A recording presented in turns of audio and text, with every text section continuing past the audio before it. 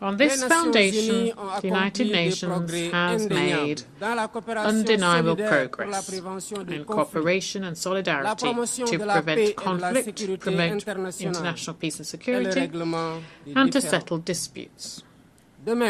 Equally, significant progress has also been made in the codification of universal norms for the protection of human rights and to create a safer and more peaceful international order. But 80 years after the following the creation of the United Nations, the world is teetering again, as if we had been caught in the same currents that dragged humanity into two major disasters in the space of one generation. We are living in turbulent times. There are new challenges and multiple uncertainties. The spread of terrorism, old and new conflicts, climate change, far-reaching economic crises, falling international solidarity, and a higher risk of the collapse of multilateralism. Not forgetting either the resumption of the arms race, including in cyberspace. The most concerning, of course, is the appalling dehumanization. A world that feels selectively according to geopolitical interests and states. There can be no justice based on law when what is taken to be the international order is governed by double standards, by the right of the mighty and a spirit of us versus them. In this worrying context, Africa remains confronted with armed conflict, terrorism, particularly in the Sahel, cross-border crime and political instability. When faced with so many challenges, our approach should be an integrated one that combines prevention with resilience and a targeted response. Peace and security have a price. Let's give ourselves the resources to afford them with predictable and sustainable funding of African peace support operations, with suitable equipment and robust mandates and rules of engagement. That's the only way of tackling the scourge of terrorism and building a minimum level of security and stability in the areas affected. Here I wish to reiterate Senegal's solidarity towards our brotherly countries who are working day in, day out to fight terrorism. In the Middle East, the Palestinian people continue to live through the worst of tragedies, now indescribable. Under the daily shower of bombs, all lines have now been crossed. We cannot stay silent nor look away, because Gaza is no longer alive. Gaza, the land of blood, sweat and tears, has become hell for thousands of souls of all ages trapped in an open-air prison. Men, women and children are in agony every day, deprived of food, water and health care. Senegal reiterates its strong condemnation of this tragedy that nothing can justify. In its capacity as chair of the Committee for the Inalienable Rights of the Palestinian people, Senegal believes that only the creation of an independent and viable Palestinian state will bring lasting peace for all parties, each of them within safe and internationally recognized borders. Ladies and gentlemen, 80 years ago, the founding fathers of the UN committed, when they created the UN, to spare succeeding generations from the scourge of war, which, twice, in a quarter of a century, had caused millions of deaths and inevitable suffering. On behalf of Senegal, I wish to pay tribute to those pioneers and all of those who have embodied the universal values of our organization, often at the cost of their own lives. In this world in crisis, doivent Our rester les mêmes. principles and our actions must remain La the paix same. plutôt que les conflits. Peace over conflict. La justice plutôt que Justice l'indifférence. over indifference. Le partenariat And plutôt partnership que les rapports de over force. struggles for power. Mais cela n'est possible But que this par is un only multilatéralisme fort et if we revitalisé. Have a Pour en strong faire and un cadre revitalized unique multilateralism d'action. to Pour make la a paix, single la framework for stabilité, action par in le favor dialogue, of la peace, stability, concertation dialogue, et la cooperation, résolution and the pacifique peaceful des settlement différends. of disputes.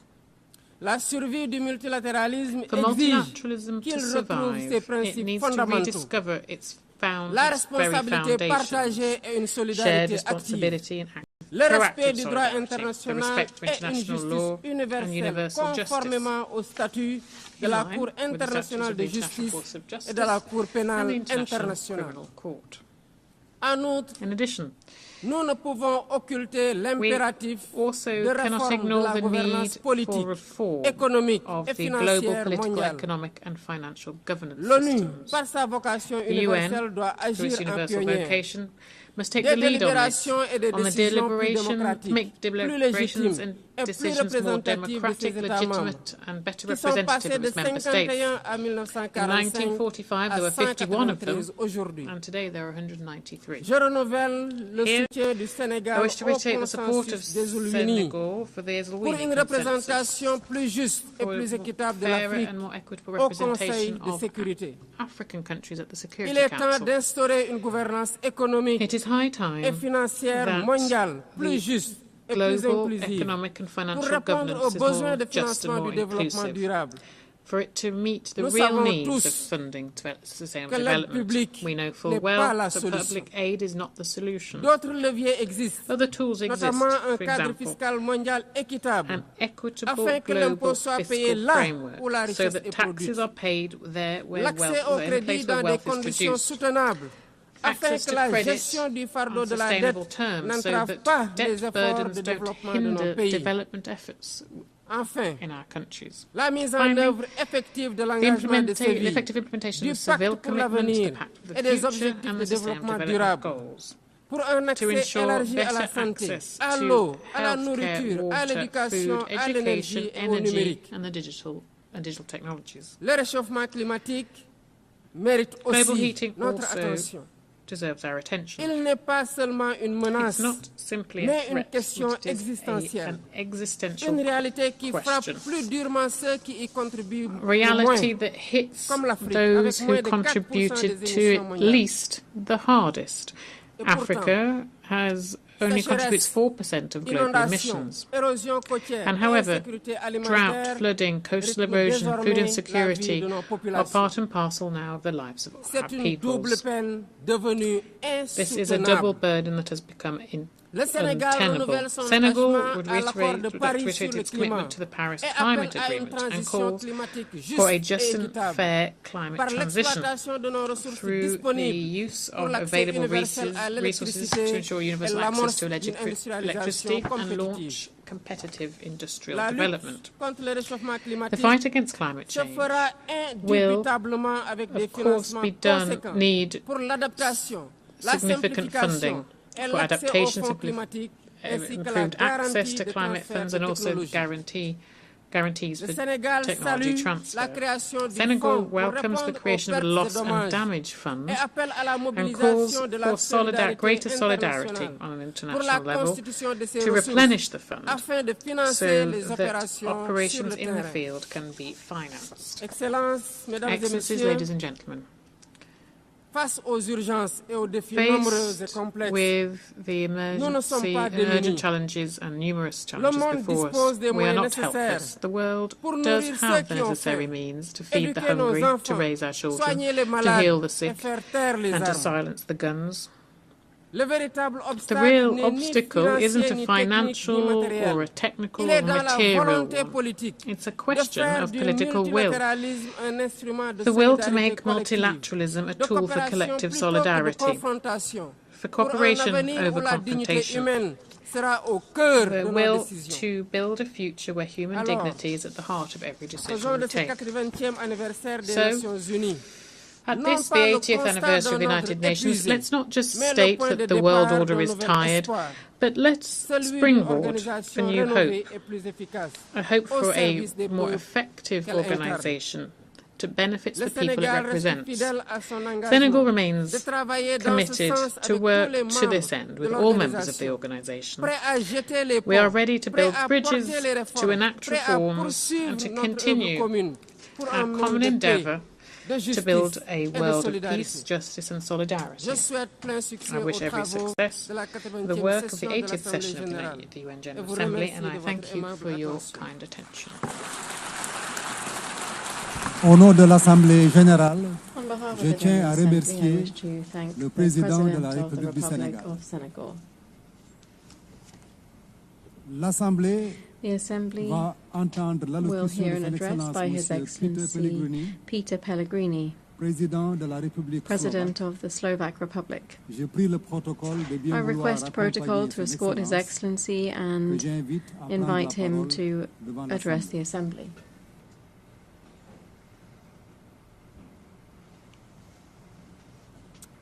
Excellencies, ladies and gentlemen, it is an honor to address this Assembly to mark 80th anniversary of the United Nations on behalf of Slovakia. Indeed, it was Slovak Jan Papanek who was one of the 14 co-authors of the UN Charter.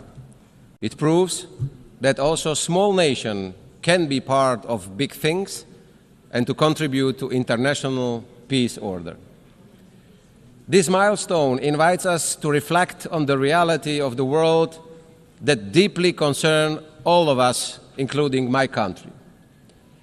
80 years ago, humanity emerged from the darkest conflict in history. It claimed millions of lives, left entire regions in ruins. My country witnessed the Holocaust, but also the courage to stand up to evil. A few days ago, I visited the Hiroshima Memorial, and it was a deeply moving experience and a painful reminder of the destruction in a single brief moment. All this teaches us important lessons of the past. Hiroshima and Nagasaki must be the last places where nuclear bombs were used. It obliges us to denounce any threats of nuclear destruction.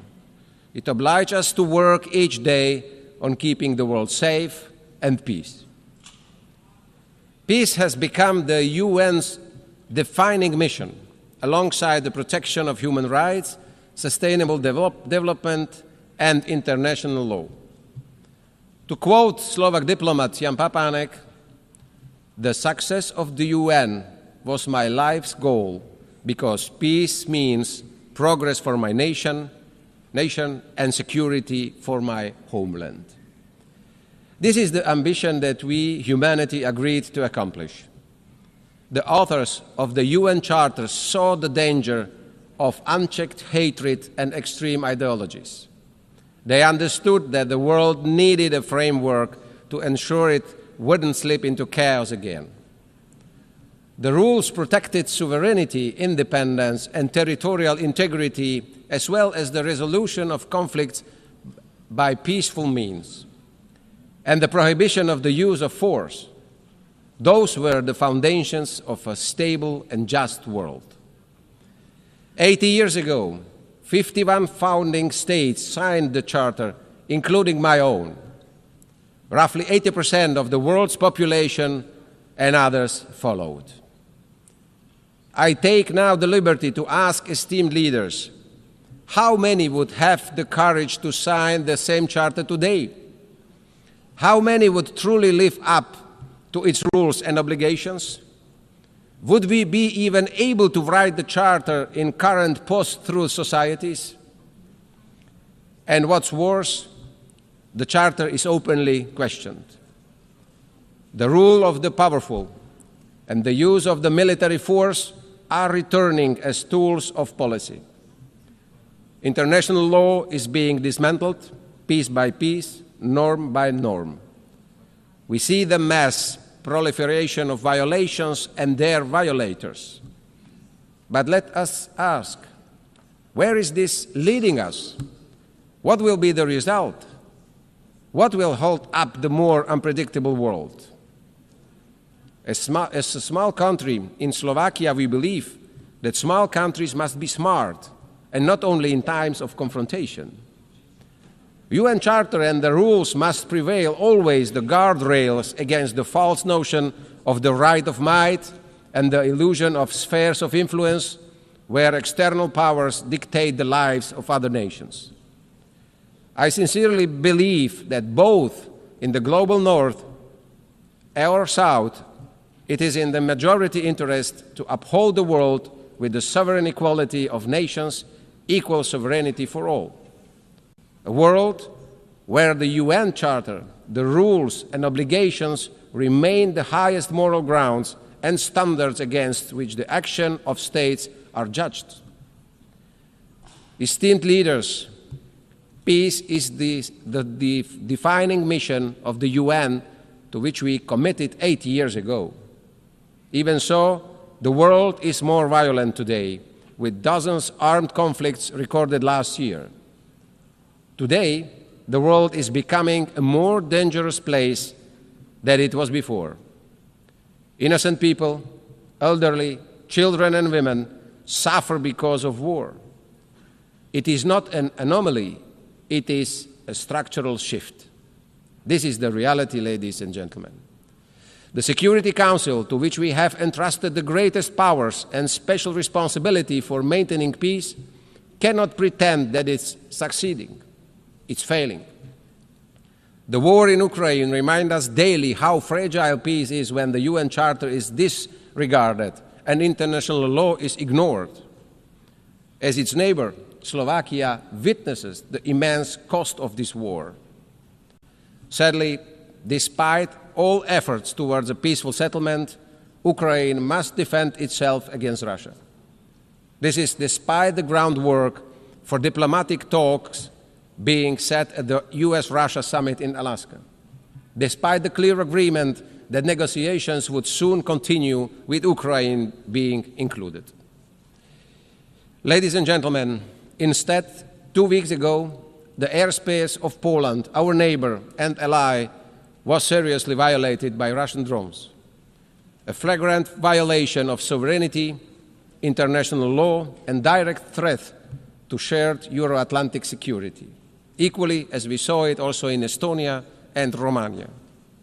I want to express my firm support and solidarity with our allies. The door open to negotiations should never be mistaken for weakness or an invitation to further violence. My country calls for too early peace. We call on commitment and concrete steps in line with the result of summit in Alaska. We continue to be ready to contribute to it and to support the guarantees ensuring the future peace that stands the test of time. In the Middle East, after the horrific act of terrorism, Israel has the right to defend itself. Hostages must return home. In Gaza, children and families do not feel safe anywhere, neither in hospitals nor in their temporary shelters. Esteemed leaders, the thin line between legitimate defense and unacceptable suffering is being painfully tested. We must allow access to humanitarian aid for those who need it. We hear the quest by Palestinians to have their own state. And I am proud that Slovakia does not need to make big gestures today, because for more than 3 decades, or 3 decades ago, we have recognized the right of Palestinian people to decide upon their fate. In Bratislava, we already have the embassy of the Palestine, and we believe in two-state solution. But this is achievable only at the table by diplomatic means based on the will to live side by side as Palestine and Israel. Ladies and gentlemen, the world is changing at unprecedented speed. The triple planetary crisis and quick progress in artificial intelligence are moving far faster than we are able to react. Slovakia has been an active voice in both global climate debates and discussions on the artificial intelligence. I don't want to sound doom and gloom. In fact, we must get ready for the new era, the unstoppable revolution. We need a responsible approach from all international institutions, the private sector, and also the governments. My country wants to contribute and to steer the debates and find solutions by hosting all the actors at the Summit on Education and AI in Bratislava, in our capital, in November this year. Finally, at the UN's 80, I want to return to the matter of how to make it fit for the next decades. To be diplomatic yet frank, in recent years, it has not always been in the best condition to meet its tasks. Its credibility has been reducing. Yet it would be unfair and incorrect to say it is irrelevant or incapable. Over the past 8 decades, the UN has provided us a space to speak on equal footing and to be listened to. Enemies can meet here eye to eye. It has succeeded in a wide range of areas. There have been groundbreaking agreements in many fields, including human rights, disarmament, climate, and health. G7, G20, BRICS, and other regional organizations with their own goals will never be able to fully substitute UN. However, the UN's health cannot be a justification for disengagement. On the contrary, the situation calls upon us for reinvestment in its strength. It lies in our hands, member states, more than in the executive powers of the Secretary General. UN reforms is desirable and, in light of the current financial situation, also indispensable. Reform of the Security Council is long overdue, with representation of nations that better reflects the reality of the changed world. Slovakia welcomes the UN 80 initiative. It will be a difficult task, but we have a common goal. The UN must emerge from this as efficient and capable of having impact where it matters most in the field. Ladies and gentlemen, we have been called upon by our citizens to fulfill our duties in very difficult times. We can no longer sweep issues under the rug or pass the buck. We must respond. Our steps will be measured and we will be judged against it. Slovakia is ready to do its share, also as a candidate for non-permanent seat in the Security Council.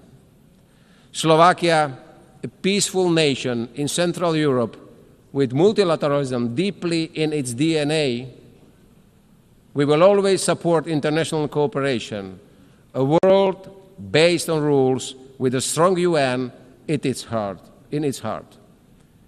No child should be punished for being born in the wrong part of the world. Each child has the right to live in peace. Each child has the right for a decent life. It is our duty to make this real. Slovakia will do its part together with the nations that believe in peace and cooperation. We give this promise to the United Nations, and we give this promise to the future generations. Thank you very much. Au nom de l'Assemblée Générale, je tiens à remercier le président de la République slovaque.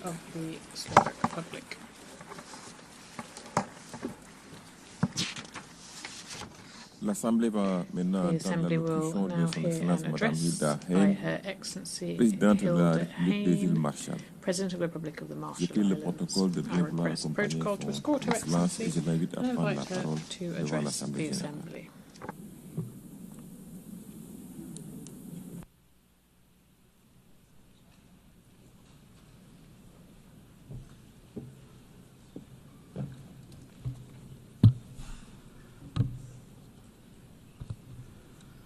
Madam President, Mr. Secretary General, Excellencies, the Republic of the Marshall Islands has a unique legacy with the United Nations, which reaches back to the creation of this organization 80 years ago. As a strategic UN trusteeship, it was the UN flag which flew first over our islands, and it inspired us to define our nation and speak up when we saw injustice. The UN was founded on a commitment to never again tolerate aggression, to avoid the very kind of geopolitical tension or even future open conflict between superpowers now openly foretold today in my own Pacific Islands region and far beyond. At a time when international cooperation is in dire need, the very foundations of global order are now more uncertain than ever. My low-lying atoll nation bears witness to the sharpest edge of climate change, which the Pacific Islands Forum leaders have consistently defined as the region's #1 security threat. The scale of impact and the future of our youngest generations depends on whether global powers are working together. If I could find a louder alarm for the Pacific Islands than my words today, I would sound it.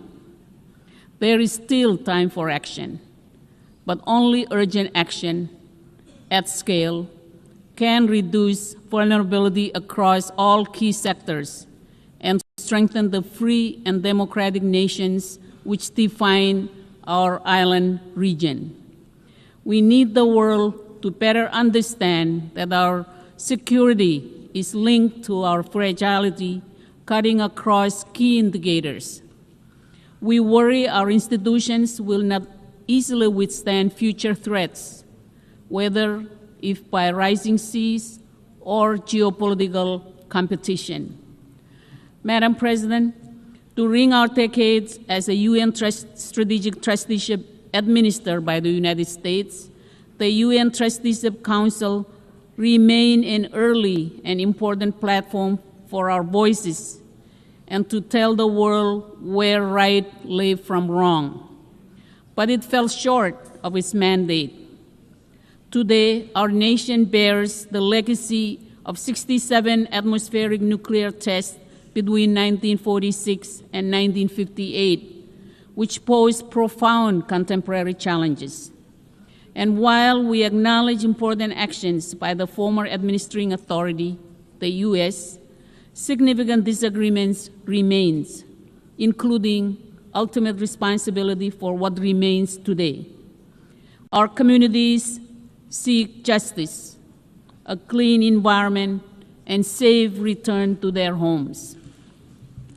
Our Marshallese pleas to the Trusteeship Council to stop nuclear testing were disregarded with assurances of our well-being, with 2 resolutions assuring our well-being in 1954 and 1956, remain the only instance in which a UN organ has ever so explicitly allowed nuclear detonations.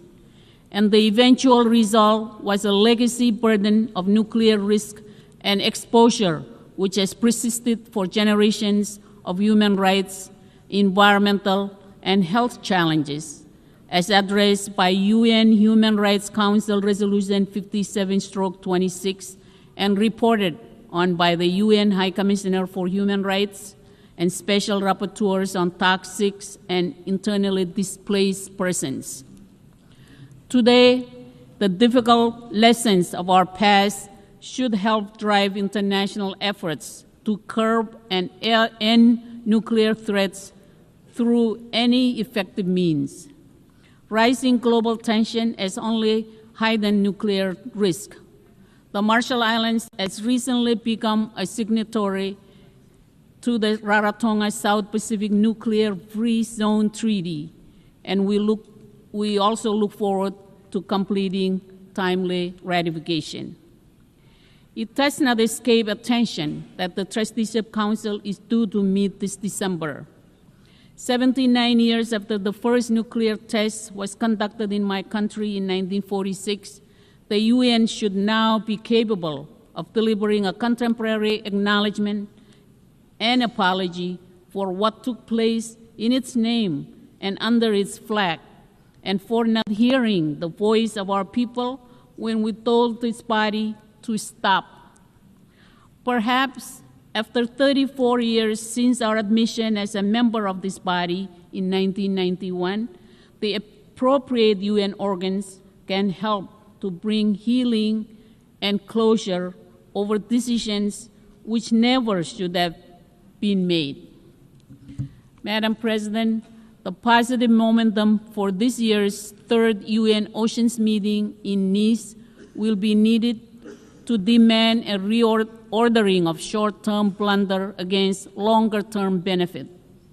The Marshall Islands stands firmly committed to safeguarding the health of our oceans, which are central to the livelihoods of our people. As a small island and large ocean nation, we are acutely aware of the threats posed by overfishing, unsustainable marine resource exploitation, and the escalating impacts of climate change. Our efforts are grounded in a vision of a healthy, resilient ocean ecosystem which supports both ecological integrity and economic prosperity.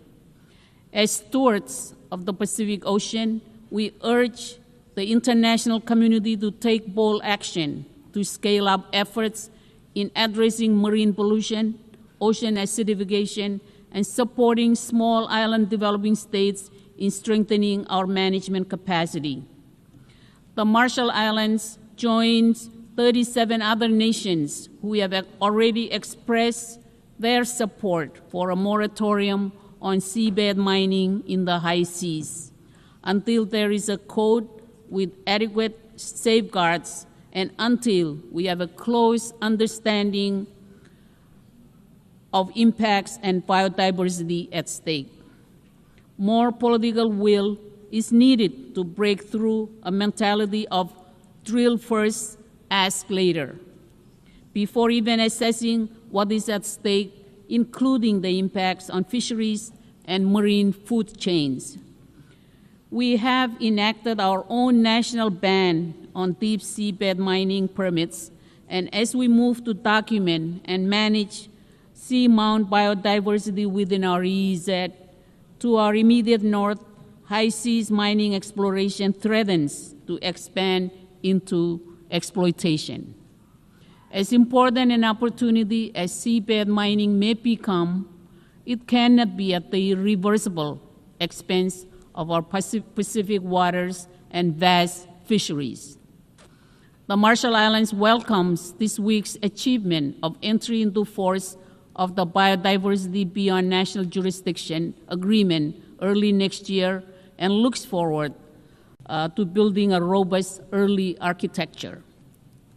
Madam President, this year is the 10th anniversary of the Paris Agreement and the creation of the High Ambition Coalition, which helped deliver the agreement's 1.5 degree Celsius warming limit. A decade on, we stand on the verge of that threshold. The International Court of Justice has confirmed that international law demands actions from all nations, whether signatories to the Paris Agreement or not. Its ruling was clear. There are binding obligations to prevent exactly the type of significant harm that we see today, and that will only worsen as temperature rise. The vast majority of countries are failing to meet their obligations. The International Court of Justice has now stated that international law demands action and stringent due diligence from all, that there are binding obligations to prevent exactly the type of significant harm which we face. The ICJ also confirmed what the Pacific has always said. Once established, our maritime zones are fixed, and that our statehood will persist even as sea levels rise. Every country should have submitted its new climate target by February, so that by now we would have a clear picture of what we must do to keep 1.5 degrees Celsius alive. Only 15 countries, including the Marshall Islands, did so by February, and only 32 have done so now. These plans must set out how countries will end the reliance on fossil fuels that holds our future hostage and replace them with the renewables that are better for our health, our economies, and our future.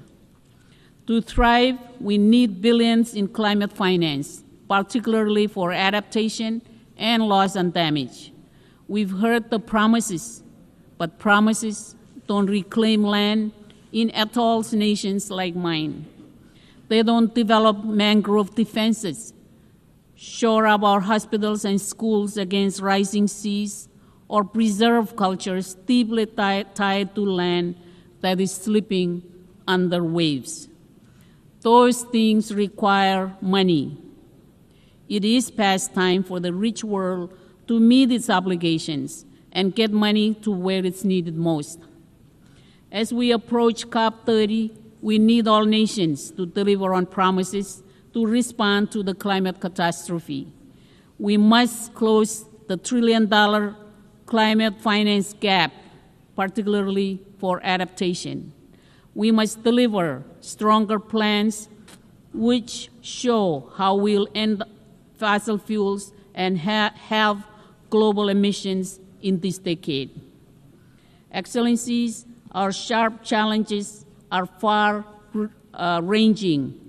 Together with Pacific Island neighbors, we face one of the world's highest burdens of non-communicable diseases.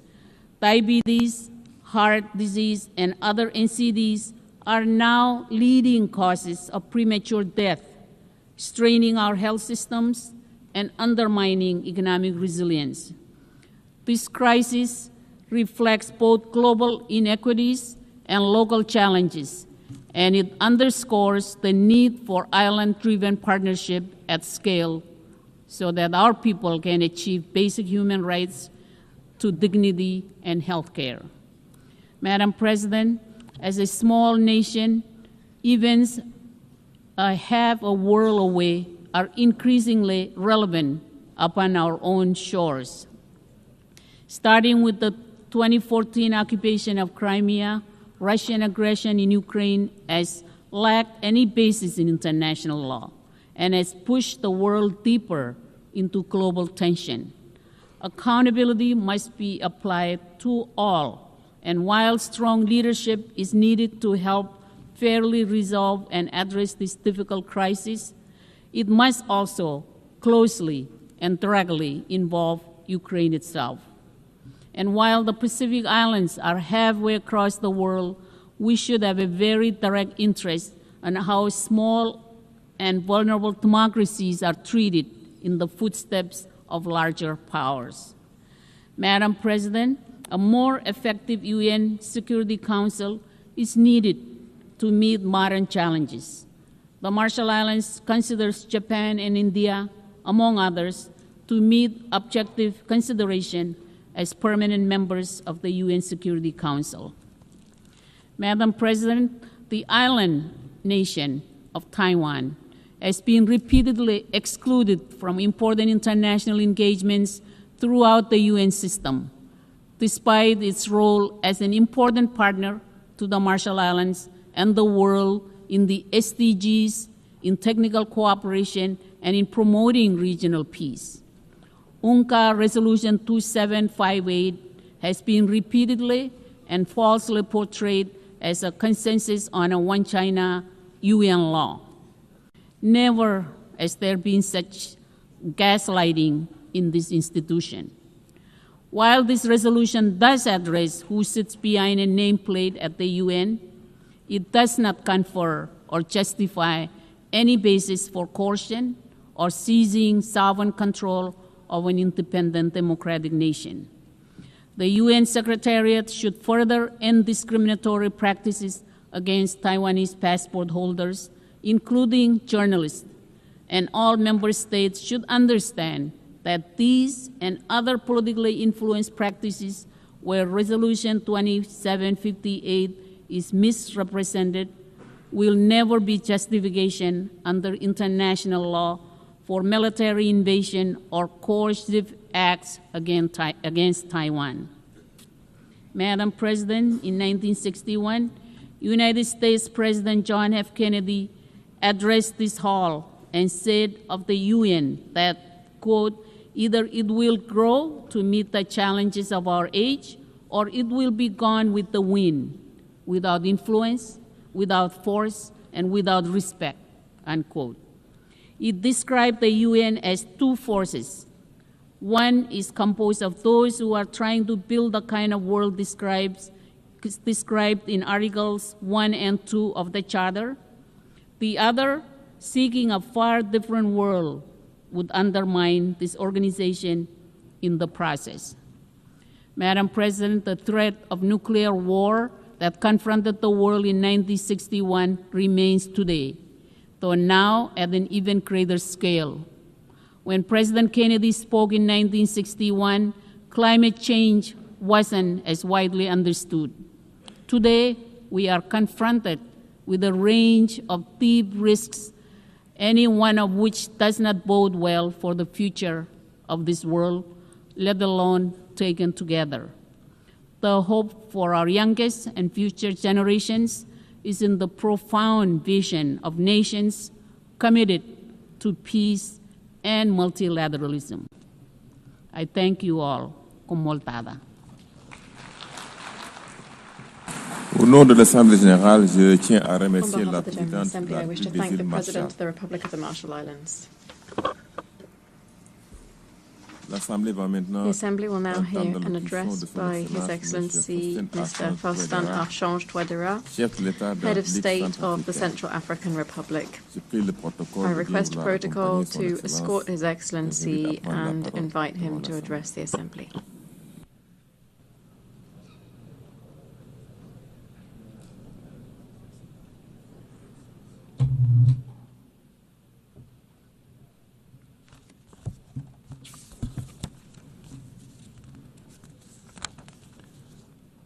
Madame la Présidente de Madam l'Assemblée President of the Générale, General Assembly, Majesté, Majesties, Excellences, Mesdames et Excellencies, Messieurs, les Heads chefs of State d'État and et de Government, gouvernement, Monsieur le Secrétaire Général des Nations Unies, Mr. United Nations Secretary General, Mesdames et Messieurs, distinguished delegates, ladies and gentlemen, c'est avec un profond it is with a sentiment profound de sense of responsabilité responsibility que je prends la that I parole take the floor au nom du peuple on behalf centrafricain, of the people of the Central African alors que Republic, notre as our organisation célèbre organization marks ses 80 ans its 80th anniversary. d'existence. Cet anniversaire nous rappelle une This anniversary vérité reminds simple. us of a simple Nos truth. destins sont liés. Our destinies are intertwined. L'humanité est une et indivisible. Humanity is one and Nos indivisible. peuples ne peuvent prospérer Our peoples que si can la only paix est prosper assurée, if peace is secured, si le développement if est development partagé is shared, et si la and dignité if human humaine est dignity garantie is pour guaranteed for all. tous. 80 ans après la fondation de l'ONU, 80 years after the founding le of the monde fait UN, face à une accumulation de the world is menaces, confronted by an inédites. unprecedented accumulation guerres of threats, persistantes, protracted wars, rivalités géopolitiques, geopolitical montée rivalries, du terrorisme, rising terrorism and organisé, organized crime, crise climatique, humanitaire et climate alimentaire sans crisis, précédent. humanitarian relief and food Jamais, security crises that depuis are la guerre unprecedented. Nous avons Not vu une telle fragilité. since the Cold War have we witnessed En such Europe, fragility.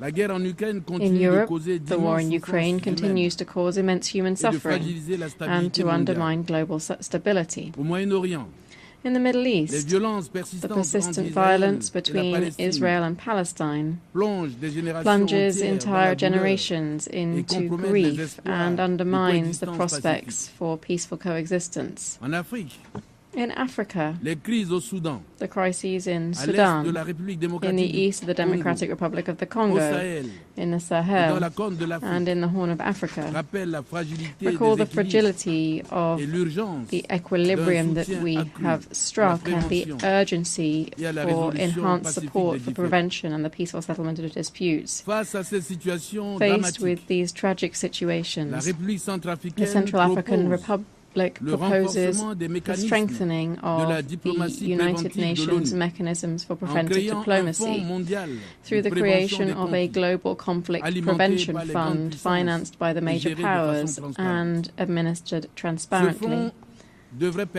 Such a fund should make it possible, at the earliest warning signs of a crisis, to finance good offices missions, international mediation, and the deployment of rapid intervention, credible peacekeeping forces.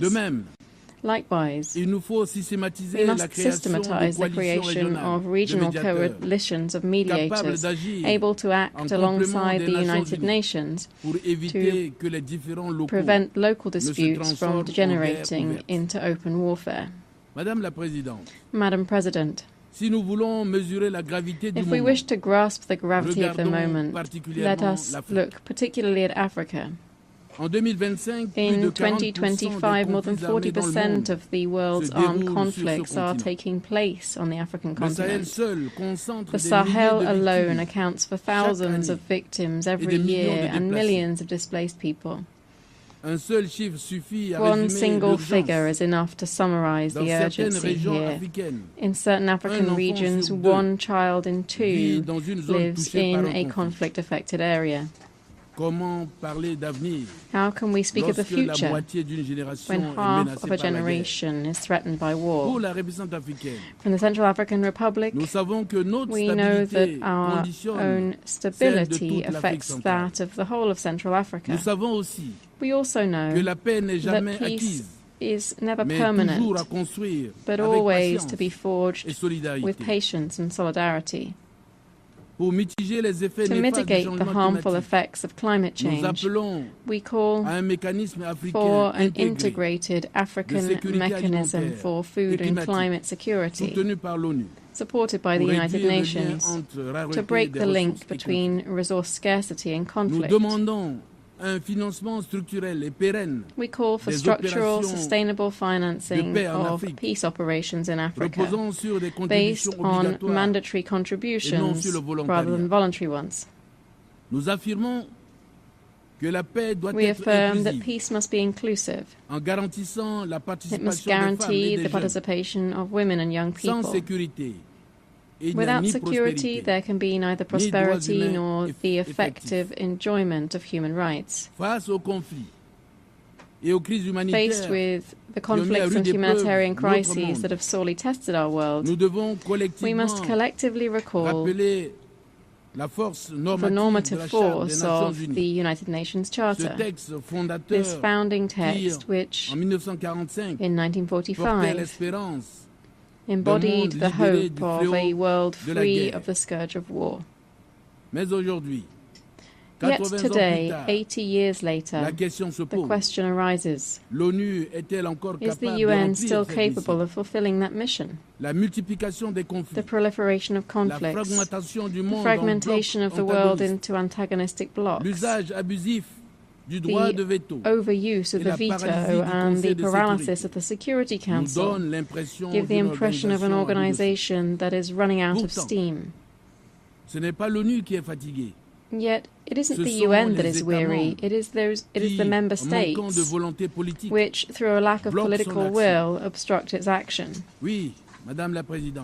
Yes, Madam President, the UN can still carry weight in the concert of nations, but on one condition.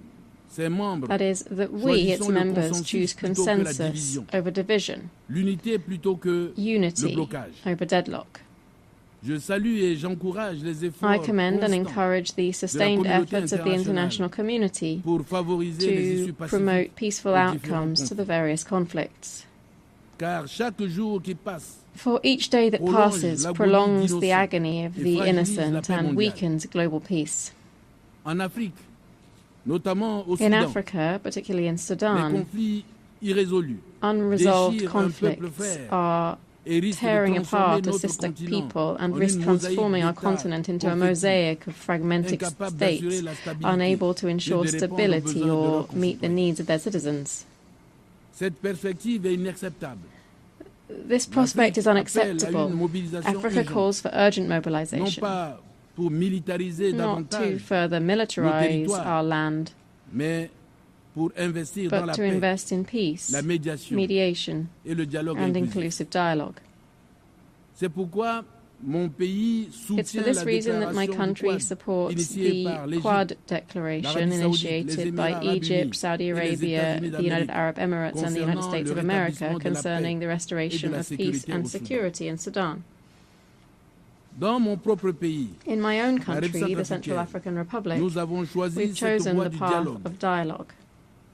La politique de la main tendue a permis à travers la réconciliation et la confiance restaurée.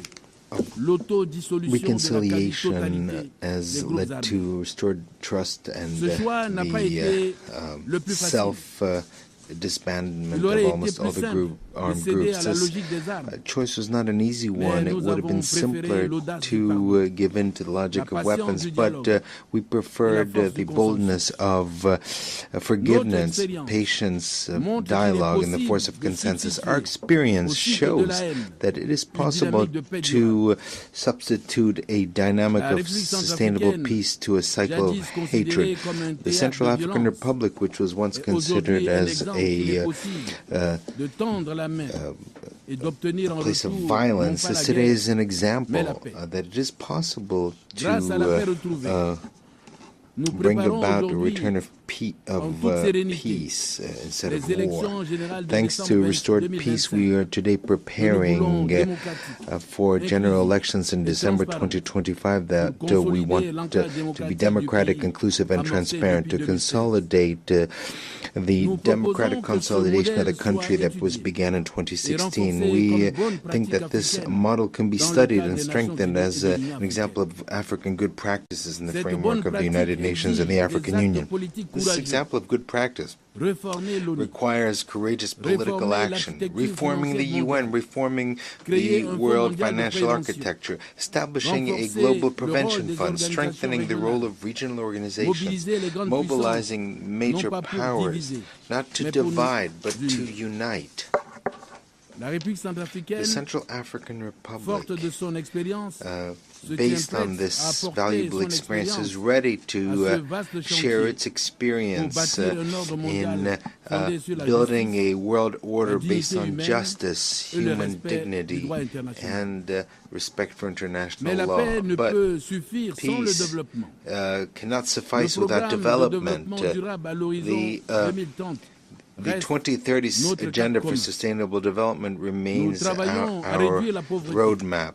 We are working to reduce poverty, to strengthen food security, to promote education and health care as levers to bolster dignity, to implement reforms for an inclusive growth that creates jobs and respects the environment. The Central African Republic today has come here to affirm our simple conviction that sustainable development and international cooperation are essential for world peace. In a world where crises follow each other and seem to replace one after the other, no country can take up the challenges of the century alone. We need active solidarity. We need truly shared prosperity. We need true upsurge in humanity. For this upsurge in humanity, Madam President, allow me to deliver three simple but essential messages. First of all, inclusive development is a weapon of prevention. Wherever there's exclusion, poverty, and injustice, anger takes root, resentment accumulates, and conflicts break out. But wherever we invest in education, healthcare, and employment, it is in fact the seeds of peace that are planted. An open school is not merely school desks behind which there are students, but rather it's a society that chooses the future instead of violence. A job that's created is not simply an income, it is a dignity of an entire family that is preserved, that once again believes in peace. Secondly, international cooperation is essential. Our challenges disregard shared borders, climate, pandemics, migrations, markets, all this exceeds the capacity of a single isolated state. No wall, no closed door, no barriers can lastingly protect against the storm, a virus, or the despair of those who migrate. The only protection is collective action. It is multilateralism. Thirdly, sustainable development is also a moral debt that we have towards our children. Will we leave them a planet that is in an environmental that is environmentally unsustainable? Will we condemn them to this as they begin their life as adults, or will we leave them a world that is more just, more green, more dignified? This is the choice that awaits us, Madam President. For a world that is more just, the Central African Republic would like to chart a path of hope by sharing three suggestions that are not simply technical proposals, but rather an entire choice of civilization. First of all, we need to imagine a global initiative for the rebuilding of the most fragile states. In a world that leaves some of its members shattered, we cannot claim to seek universal peace. Nations broken by conflicts must not be left alone to heal their wounds. They need the international community to help them get back on their feet, to support them, to restore their trust. Investing in institutional reconstruction means refusing the endless cycle of war and despair. Now, this rebuilding of institutions must be followed by a powerful commitment to our planet. This is why we call for a UN pact for the protection of critical ecosystems, a pact that links climate, biodiversity, and human rights. Destroying a forest not only means cutting down trees, it means erasing cultures, it means threatening lives and paving the way for future crises. Protecting nature is protecting peace. Lastly, the time has come for ambitious dreams for Africa. That is the idea behind a green corridor, a development corridor in Central Africa, which brings together modern infrastructure, clean energies, and regional integration. From Bangui to Kinshasa, from Douala to Libreville, this corridor would be a bridge between our peoples and a promise of the future for all of humankind, because Africa is not a continent that needs simply help. It's a continent that is awaiting courageous partnerships. The role of Africa in the community of nations must be respected. Sovereignty rather than subordination. Partnership rather than exploitation. It is unacceptable that poverty is worsening in Africa while wealth is accumulating in the northern countries. It's time for the injustices caused Africa to be repaired. That is why the Central African Republic supports the Pan-African Initiative on Reparations, as well as the efforts of the continent aimed at establishing a respectful and equitable dialogue with partners. Along these lines, my country supports the initiative for global governance launched on the 1st of September of this year by China, and that is the continuation of global initiatives for development, security, and civilization, stressing the need for the development of a more just and more equitable system of international governance. Madam President, we all agree on the principle of sustainable development. However, two obstacles stand in that way: financing and the distribution of responsibilities between the North and the South. On these 2 points, it's time for us to speak the truth. Each one should bear the burden based on their historic responsibilities, because solidarity is not a moral option, it is a political obligation. That political obligation implies that sustainable development is the very condition of our common future. The Central African Republic, in spite of its modest means, but strong with its unshakable political determination, is ready to take its place in this collective combat. We know that we're vulnerable. However, we also know that our vulnerability gives us a single voice, a voice that reminds the world that peace, justice, and solidarity are not mere far-off promises, but rather urgent choices to be made here and today. On this 80th anniversary, the Central African Republic reaffirms its unshakable attachment to the values embodied by the United Nations. However, we would like to underscore that these values cannot be ensured without a profound reform of the multilateral system, and in particular of the United Nations Security Council. Its current composition has become obsolete and even illegitimate. 80 years ago, when the United Nations was born, Africa was not free. Most of our countries still were living under colonial control. Our voice did not count at the time. Today, Africa is 1,400,000,000 inhabitants. In 30 years, there'll be 2,500,000,000. 1 human being in 4 will be African. Africa will be the youngest continent, and the one that will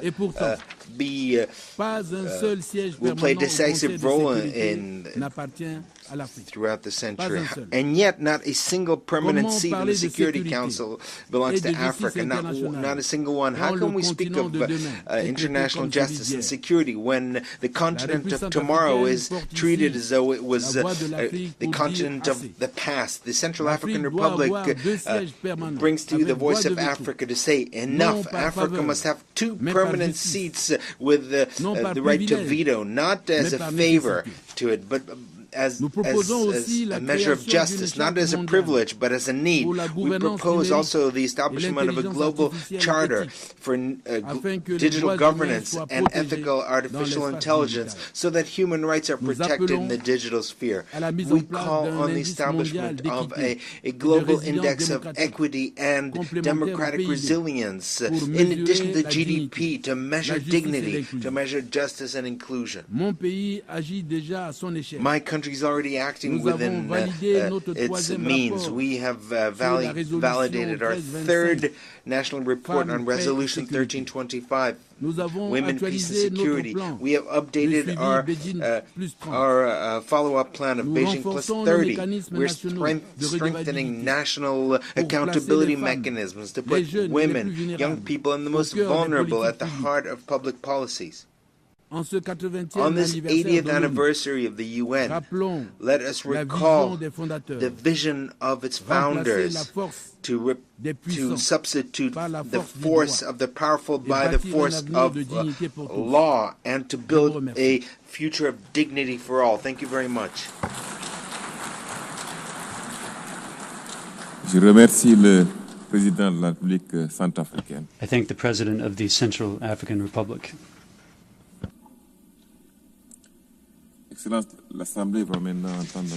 Excellency, the Assembly will now hear an address by His Excellency Bajram Begai, President of the Republic of Albania. I request protocol to escort His Excellency and invite him to address the Assembly.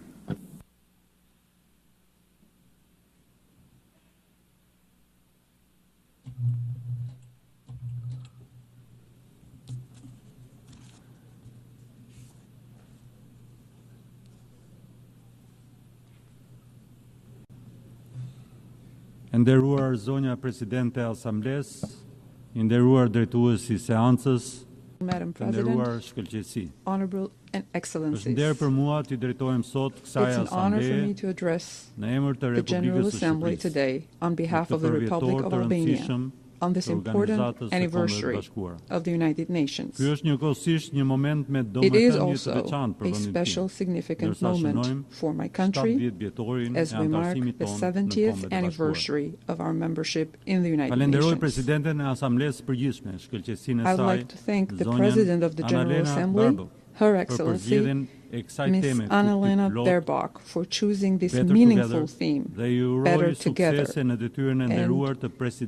extend to her best wishes for her success in her esteemed role presiding over the 80th session of the United Nations General Assembly. I also would like to express my gratitude to the Secretary General, Mr. Antonio Guterres, for his leadership, for his service to the United Nations, and for his unwavering commitment to upholding the UN Charter and its core values. Ladies and gentlemen, the 80th anniversary of the United Nations is a powerful reminder of the vision that inspired the creation of a world in which nations choose dialogue and cooperation. It is also an opportunity to renew our commitment to the values embodied in the UN Charter: peace, equality, and cooperation among nations, to choose cooperation over conflict, dialogue over division, and solidarity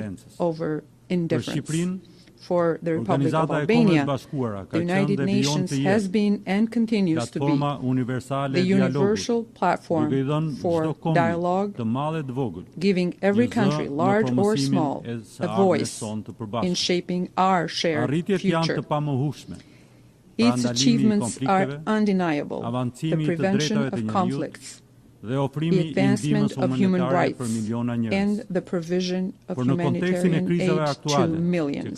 Yet, in the context of today's global crisis, it is natural to demand more from this organization and more from ourselves. This is the moment to renew our commitment to ensuring that the UN continues to serve as the foundation of peace, justice, and solidarity. Not just for us, but for future generations. Albania believes that global challenges, from conflicts and terrorism to climate change, artificial intelligence, and economic insecurity, are not only complex, but are also deeply interconnected. Humanity, therefore, needs more multilateral cooperation. As a member of the United Nations, a member of NATO, and a proud European nation, the Republic of Albania is well positioned to contribute to the strengthening of international peace and security. We support a global order in which conflicts are resolved through sustainability. Societies are strengthened by solidarity, and peace is built and maintained on foundations of trust, cooperation, and progress. Albania remains firmly committed to the UN Charter and will continue to contribute to peacekeeping missions, humanitarian efforts, and the building of a world in which disagreements are resolved through dialogue and diplomacy. Madam President, for nearly 4 years, our organization's credibility has been tested by Russia's aggression against Ukraine. Albania has stood in full support of Ukraine's sovereignty, independence, and territorial integrity, and has consistently condemned Russia's violations of the United Nations Charter and international law. We condemn Russia's continued attacks across all of Ukraine. At the same time, we recognize and value diplomatic efforts under the leadership of President Trump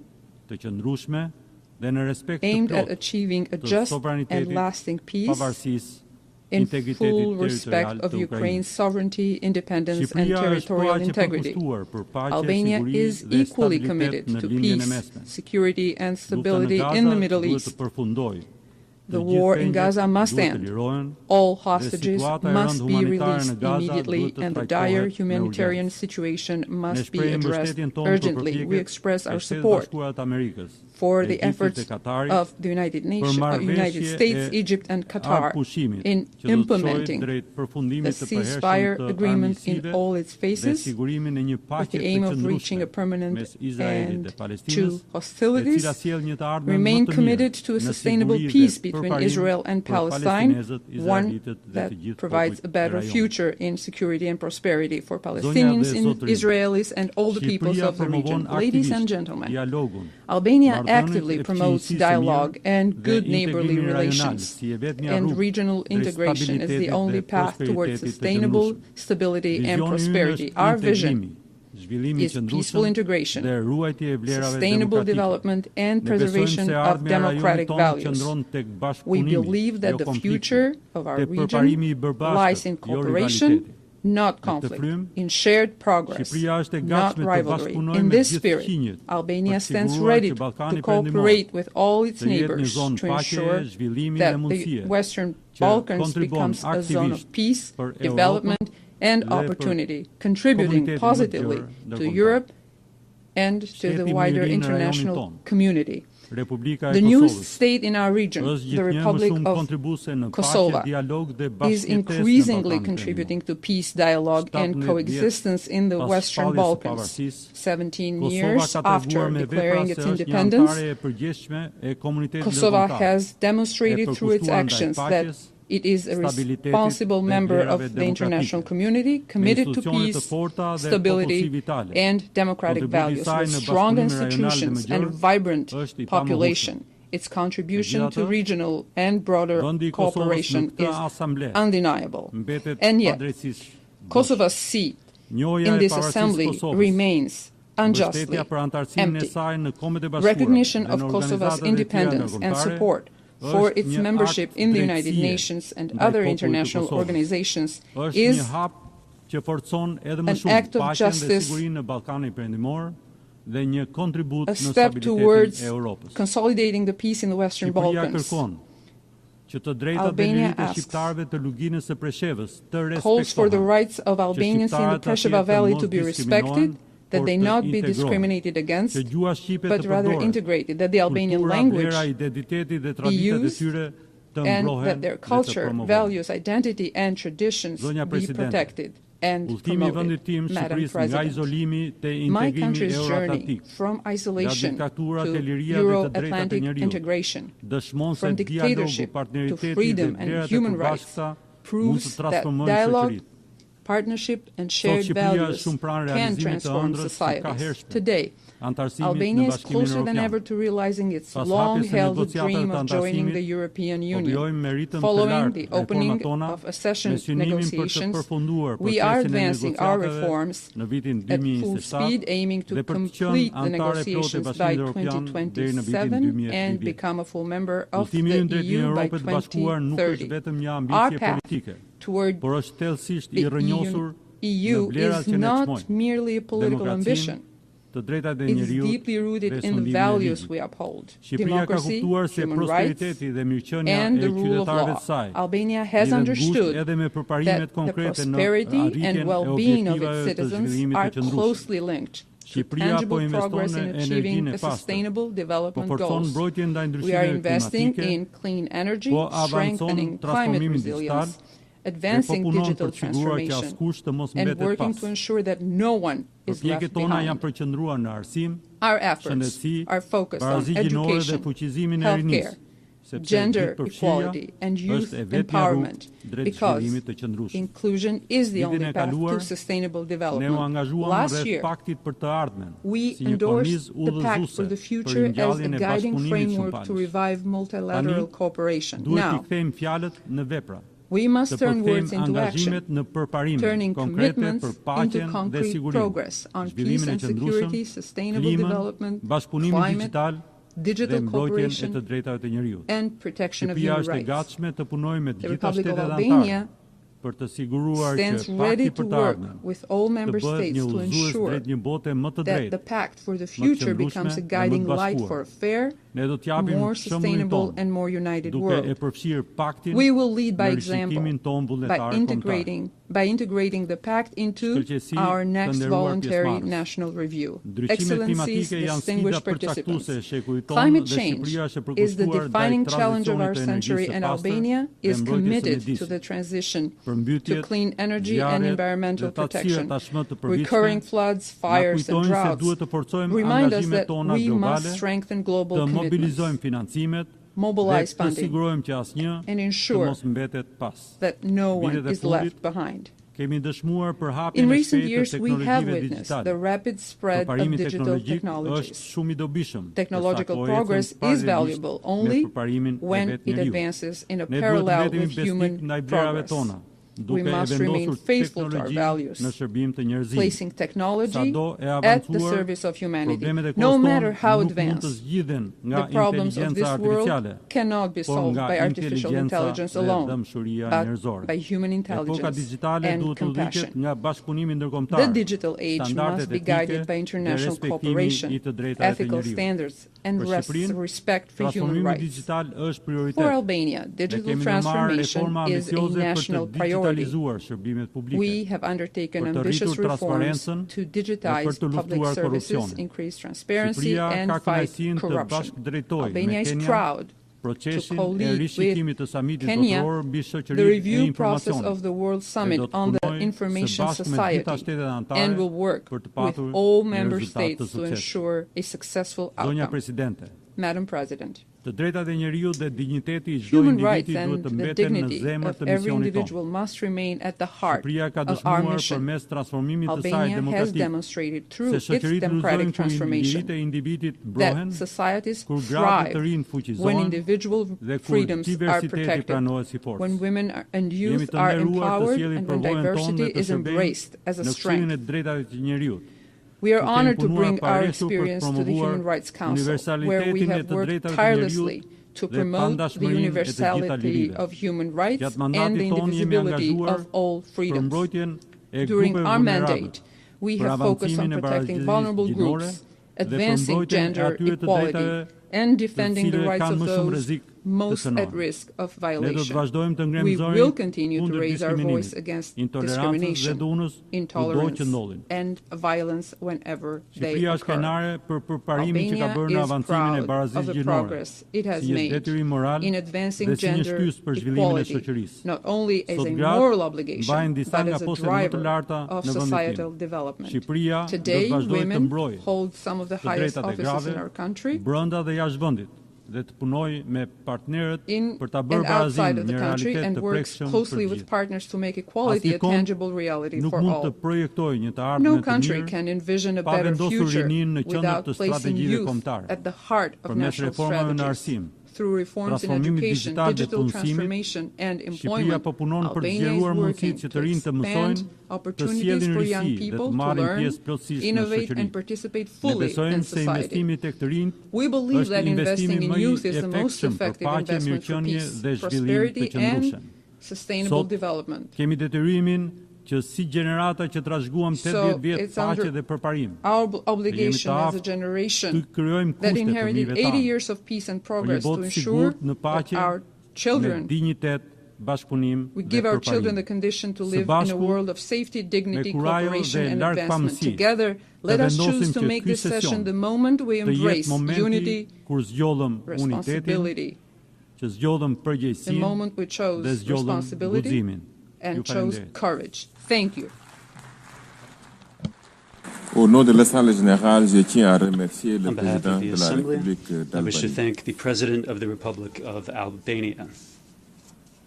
The Assembly will now hear an address by His Excellency Denis Sassou Nguesso, President of the Republic of the Congo. I request protocol to escort His Excellency and invite him to address the Assembly.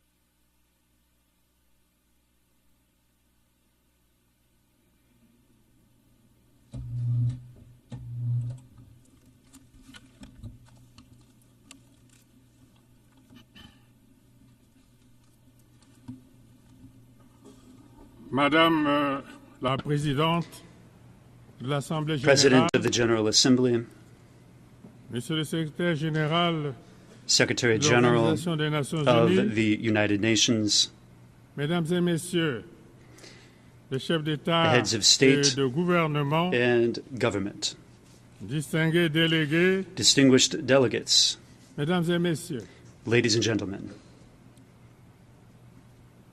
c'est avec gravité it is with solemnity et aussi avec and also une foi with intacte my faith dans les idéaux intact de in the l'Organisation ideals of des the Nations United Unies Nations que je m'adresse à that vous I aujourd'hui. speak to you today. Nous nous sommes rassemblés We have à un gathered moment de here bascule, at a time of upheaval, à une époque où notre at responsabilité a time collective when our collective n'a jamais responsibility été aussi has grande. never been so great. Nous vivons We are une période living marquée par in des a tensions period accrues, that is characterized des by menaces increased multiples tensions, et des fractures profondes. by multiple pourtant, threats and deep Jamais le divisions. monde n'a eu And yet, autant besoin d'unité, never has the de world coopération. been so de in dialogue. need of unity, cooperation, and Ce qui est en dialogue. jeu, What is at stake here ce n'est pas seulement la paix is not ou le only développement, peace or development. c'est bien l'avenir même du Indeed, it is the multilatéralisme very future of et de multilateralism cette précieuse and humanité of this precious que nous humanity avons en partage. that all of us share in common. Il y a 80 ans, 80 years après les ago, horreurs de la in the Seconde wake Guerre of the mondiale, horrors of the Second World War, les fondateurs des Nations Unies the founders of the United se Nations réunissaient avec met la ferme and came together intention with the firm d'établir intention un ordre of international crafting juste et a durable. fair and sustainable international order. Ils rêvaient d'un monde They dreamed où of la a world coopération et where la cooperation solidarité and seraient solidarity les maîtres mots. would be the Un monde most où la important diplomatie words. A le world dialogue where diplomacy se substituerait and dialogue would aux conflits replace violents. violent conflicts. Leur projet était ambitieux. Their plans were ambitious. Il demeure totalement d'actualité. They remain fully relevant.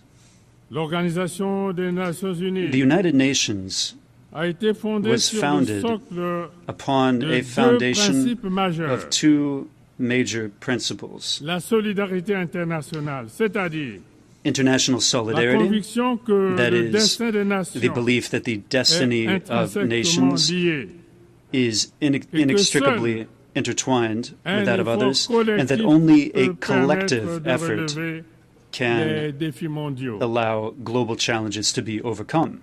Le multipartisme Multilateralism, ou la reconnaissance de ce que or the chaque nation, acknowledgement grande ou that petite, every nation, doit be it great avoir or small, voix au chapitre must dans have les affaires a place, internationales et que a voice in seule international affairs, une action and that only collective collective peut garantir action can une paix guarantee a lasting Malheureusement, peace.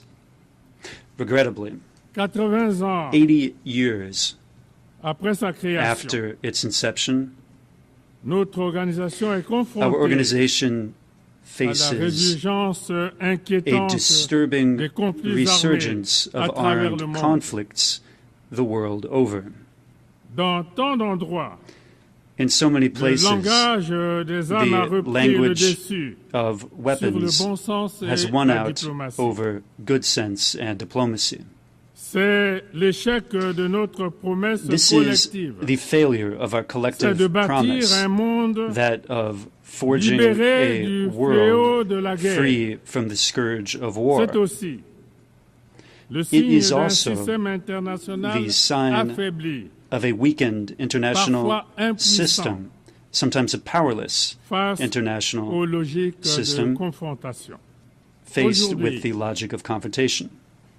Today, il nous faut réaffirmer la we must primauté du droit reaffirm the primacy of law in international affairs and the need for a global order that is based not only on the force of weapons, but on established rules and rules that are shared in common.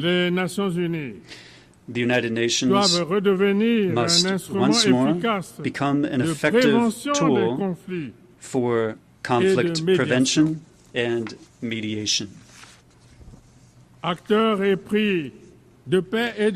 As an actor committed to peace and justice that works for friendship among all the peoples of the world, the Congo supports peaceful coexistence, reciprocal tolerance, and mutual understanding. This is why, in the Middle East, my country is a staunch supporter of the two-state solution, an Israeli and Palestinian state living side by side in peace. In the Caribbean, my country will continue to support the Cuban people, exhausted by decades of an embargo which is today incomprehensible. Trade tensions, technological and geopolitical tensions among great powers, which we are witnessing today, are clearly fragmenting our world and fueling distrust among nations. They are weakening international chains of solidarity, and they are undermining our capacity to tackle together the great global challenges with serious repercussions for the economies of developing countries. This is illustrated, inter alia, by instability on the markets, by increasing commodities prices, and through recurrent disturbances in supply chains. Now, as understandable as it may be, economic competition must not transform into systemic confrontation. One of the greatest successes of the United Nations was undeniably establishing a sound platform for cooperation among nations. But today, this multilateralism is under threat by national egotism and by unilateral policies, which are a source of harmful diplomatic crises. This tendency needs to be rolled back. This is because the global challenges that we face, in particular climate change, pandemics, and food insecurity, require a global response that shows solidarity, coherence, and which is concerted. The Republic of the Congo firmly believes that a stronger and more effective United Nations is the crucial condition for preserving peace and guaranteeing sustainable development. Hence, we call for a reform of its bodies, starting with its Security Council, this so as to make these bodies more representative, more transparent, and closer to the realities of our world. One can see clearly that the Security Council, in its current composition, no longer reflects the geopolitical balance of our world. Thus, the urgent need to reform it, not in theory, but in practice. Africa cannot remain marginalized. This is a continent with more than 1,400,000,000 residents. It is a continent of the future, of the youth, of potential, for which today we need to ensure full and complete participation in global decision-making. I wish to state forcefully, Africa deserves permanent representation on the United Nations Security Council.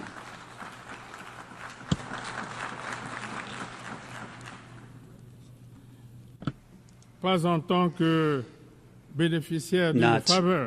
as the beneficiary of a favor, but as a legitimate partner. This is the solemn call that the Republic of the Congo wishes to sound from this high rostrum. We must invent a smarter multilateralism, a more effective multilateralism, one that is closer to the aspirations of the people, and one that is more representative of the realities of the 21st century. This multilateralism also needs to be made manifest through concrete acts, through tangible results, and through sustainable solutions. The peoples of the world will not judge us by our speech, but rather by what we succeed in accomplishing together. Madam President, ladies and gentlemen, there can be no lasting peace without development, and the opposite is true as well. Poverty, inequality, youth unemployment, exclusion. This is the ground that produces frustration, instability, and violent extremism. We must honor our commitments for the financing of the Sustainable Development Goals and put an end to the machinery that strangles vulnerable economies, such as unsustainable debt or unfair trade rules. International solidarity remains vital to allow for developing countries to successfully weather their transition toward a more prosperous future. This is the reason why we need to invest massively in education, in health, agriculture, infrastructure, new technologies, artificial intelligence, inter alia. The climate is a very big challenge today. It goes beyond all borders, beyond all divisions, and beyond all ideologies.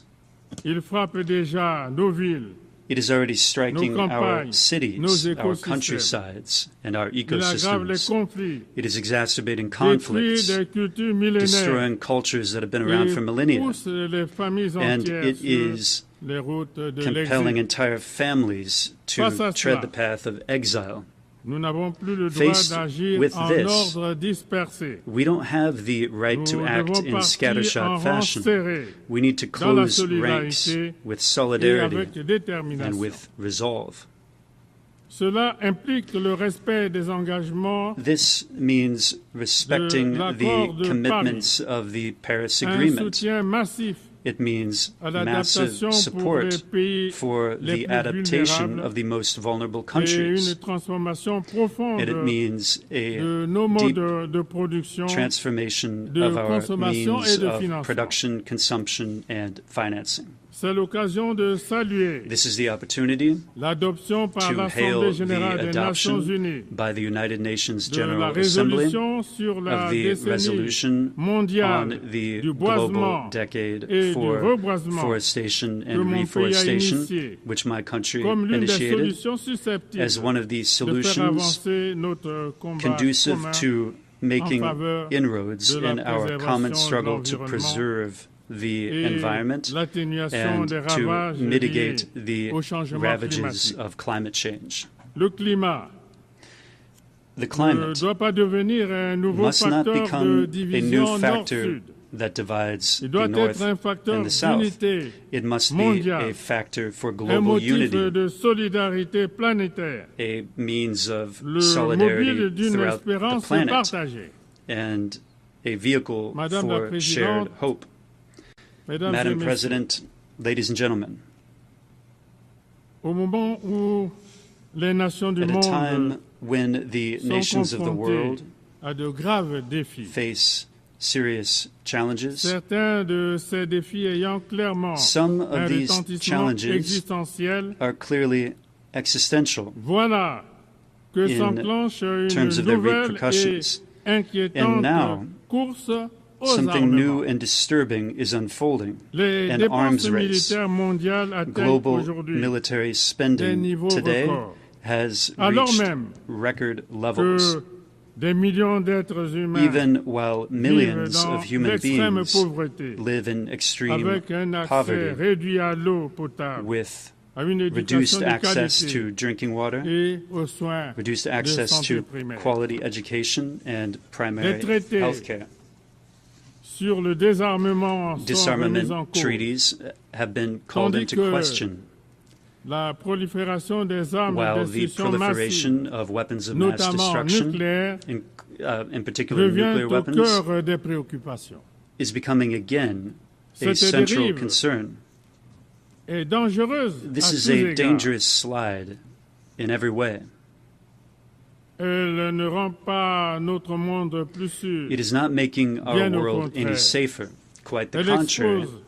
It is exposing the world to the most serious jeopardy, including the risk of a generalized conflagration which could raise rage out of control completely.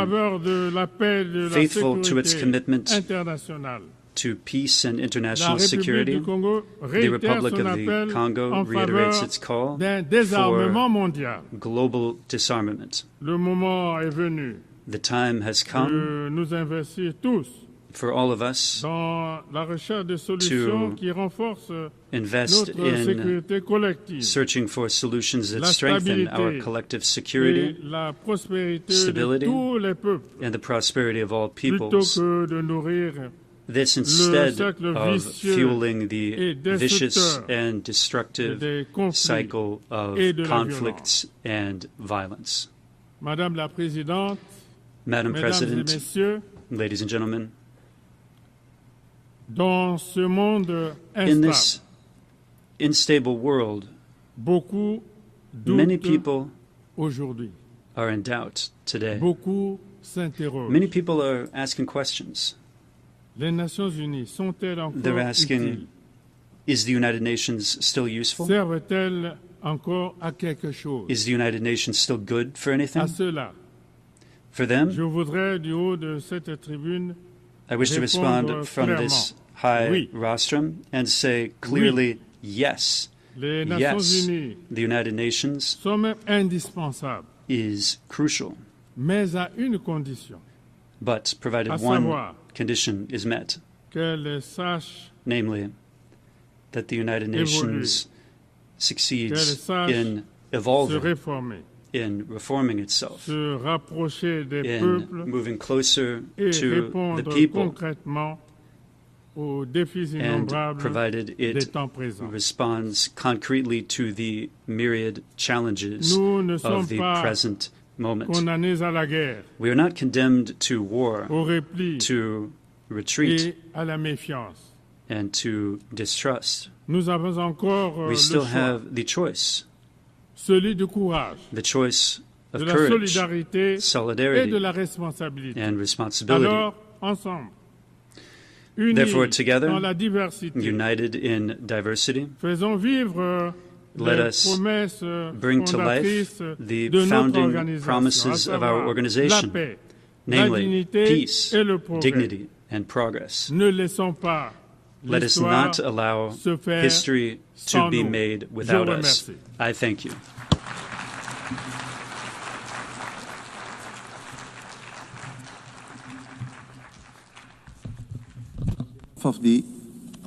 Of the Assembly, I wish to thank the President of the Republic of the Congo.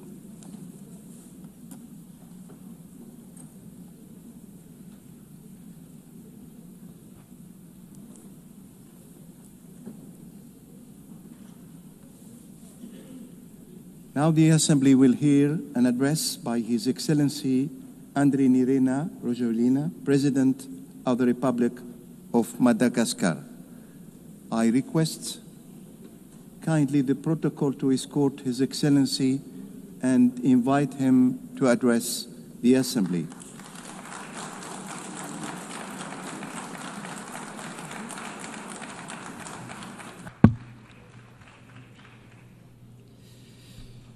Madame la Présidente de la 80e Madam President Assemblée of Générale the des Nations 80th Unies, General Assembly of the United Excellences, Nations, Mesdames et Messieurs les chefs d'État et de Excellencies, gouvernement, heads of state Monsieur le and Secrétaire government, Général des Nations Unies, Secretary General of the United Nations, Honorable Assemblée, Mesdames et Messieurs, distinguished Assembly, ladies and gentlemen,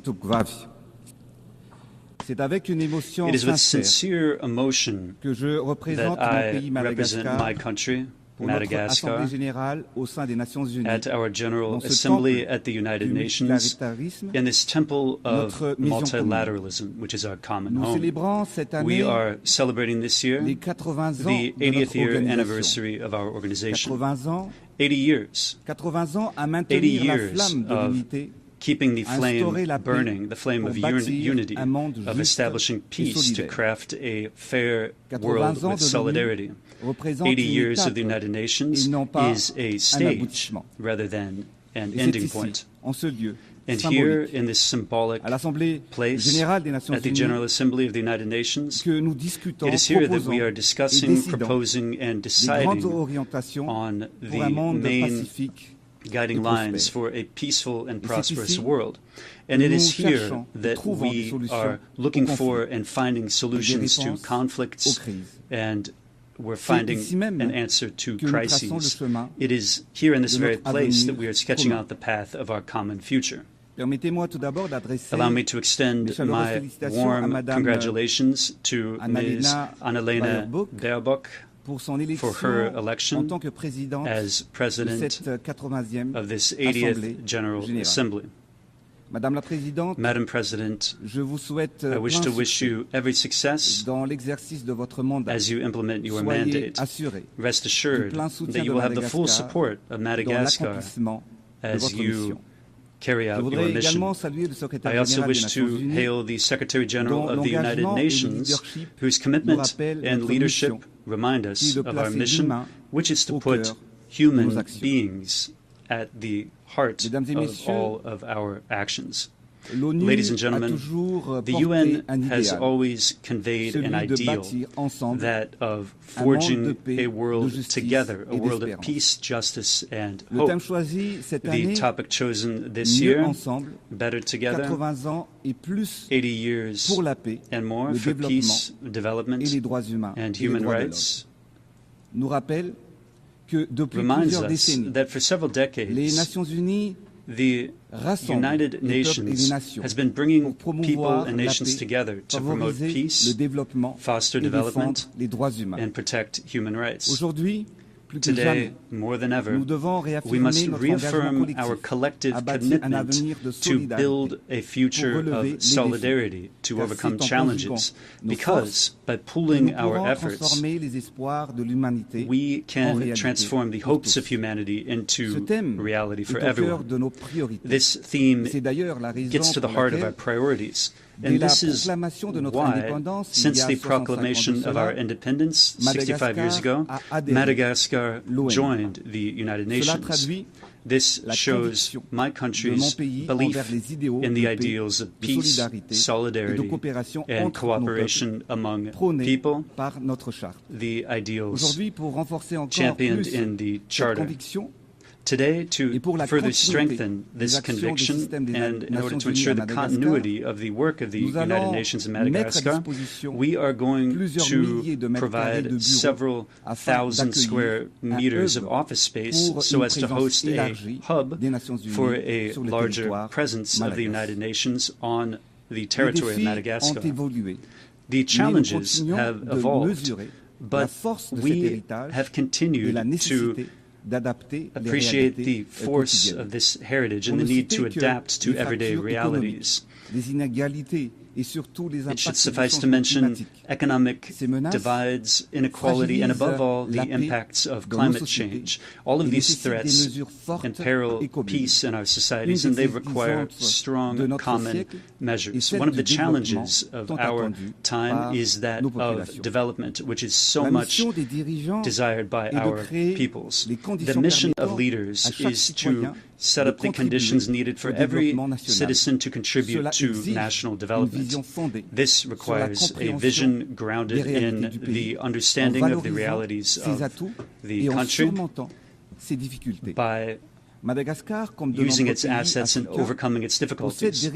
Madagascar, like many African countries, has rich, abundant natural resources, and yet our development has been slowed for too long. And it is this delay that we are overcoming today with the projects and the programs that we are undertaking to transform our country.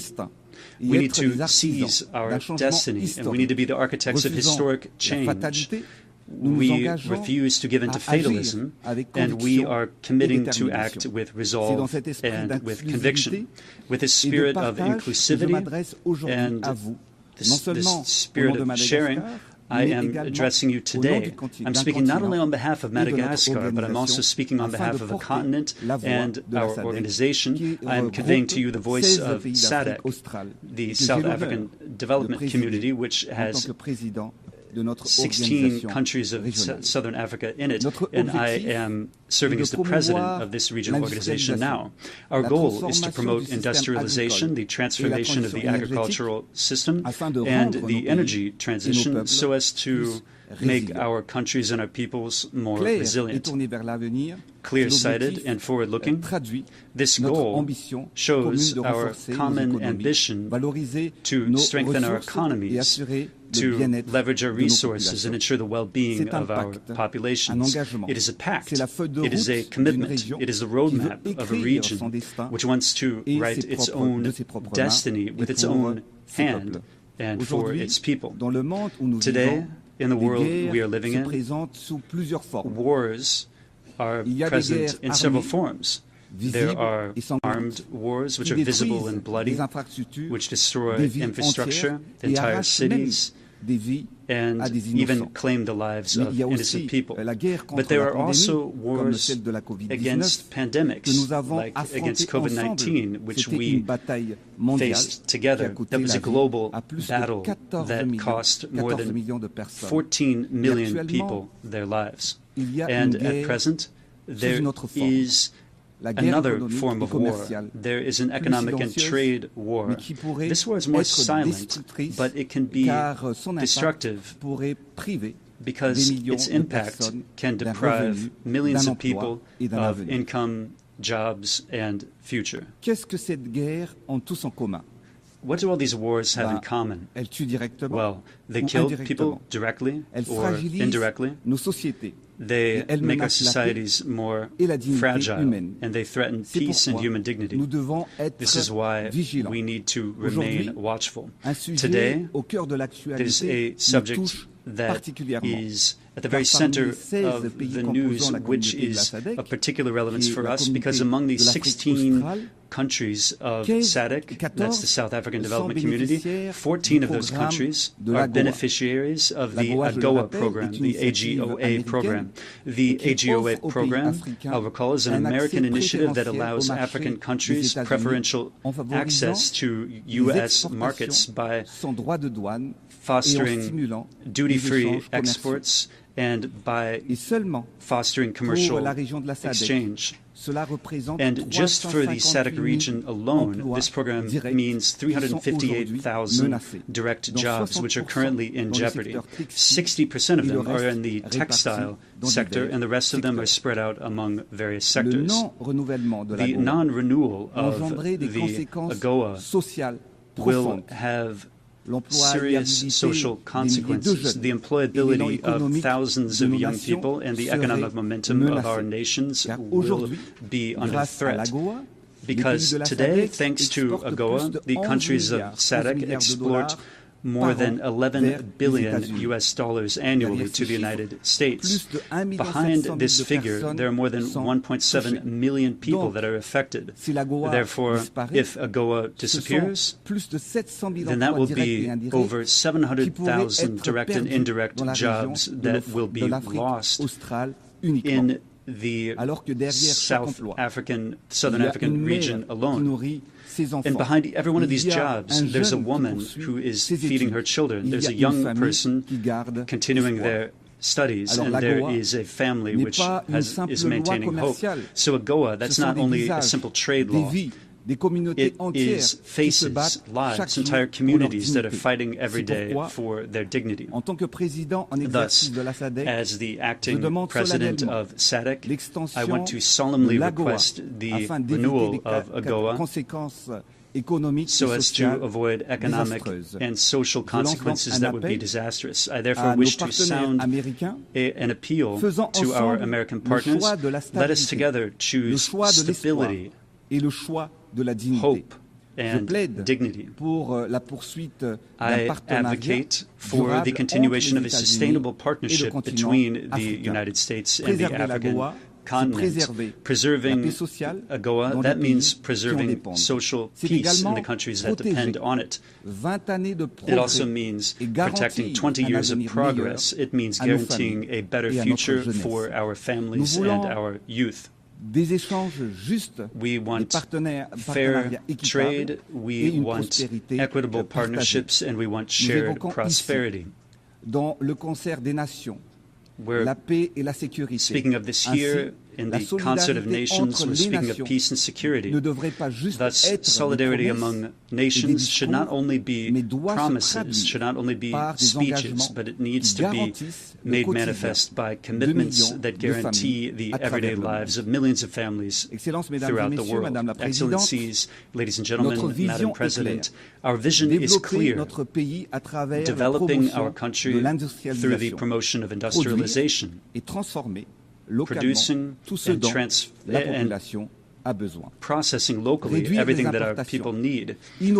We need to reduce imports, innovate, build factories and value chains that are capable of generating decent, lasting jobs. In Madagascar, over the last 5 years, we have moved forward by building infrastructure and semi-industrial parks throughout our territory so as to spur growth.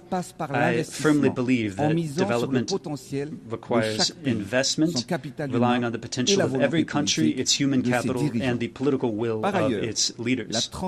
Furthermore, the agricultural transformation is the key to combating poverty, for our food security is the foundation of our economic independence.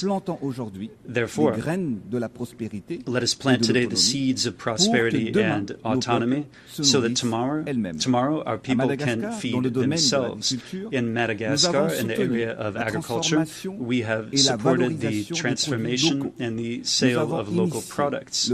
We have started the process of mechanizing our agriculture, and we provided assistance to our farmers by providing them with seeds, with improved seeds and inputs. Our goal is to double or even triple agricultural yields, moving from 3 to 9 tons per hectare, so as to achieve food sufficiency. Ultimately, there is no development without reliable, accessible, and affordable energy. In Madagascar, we are in the process of accelerating the energy transition to achieve energy production that is 70% green by 2028. In order to do this, we are going to tap our massive capacity that we have in solar, wind, and hydroelectric energy. As you know, today, still in many African countries like Madagascar, the production of electricity relies mainly on thermal plants. This dependency on fossil fuels has an enormous economic cost.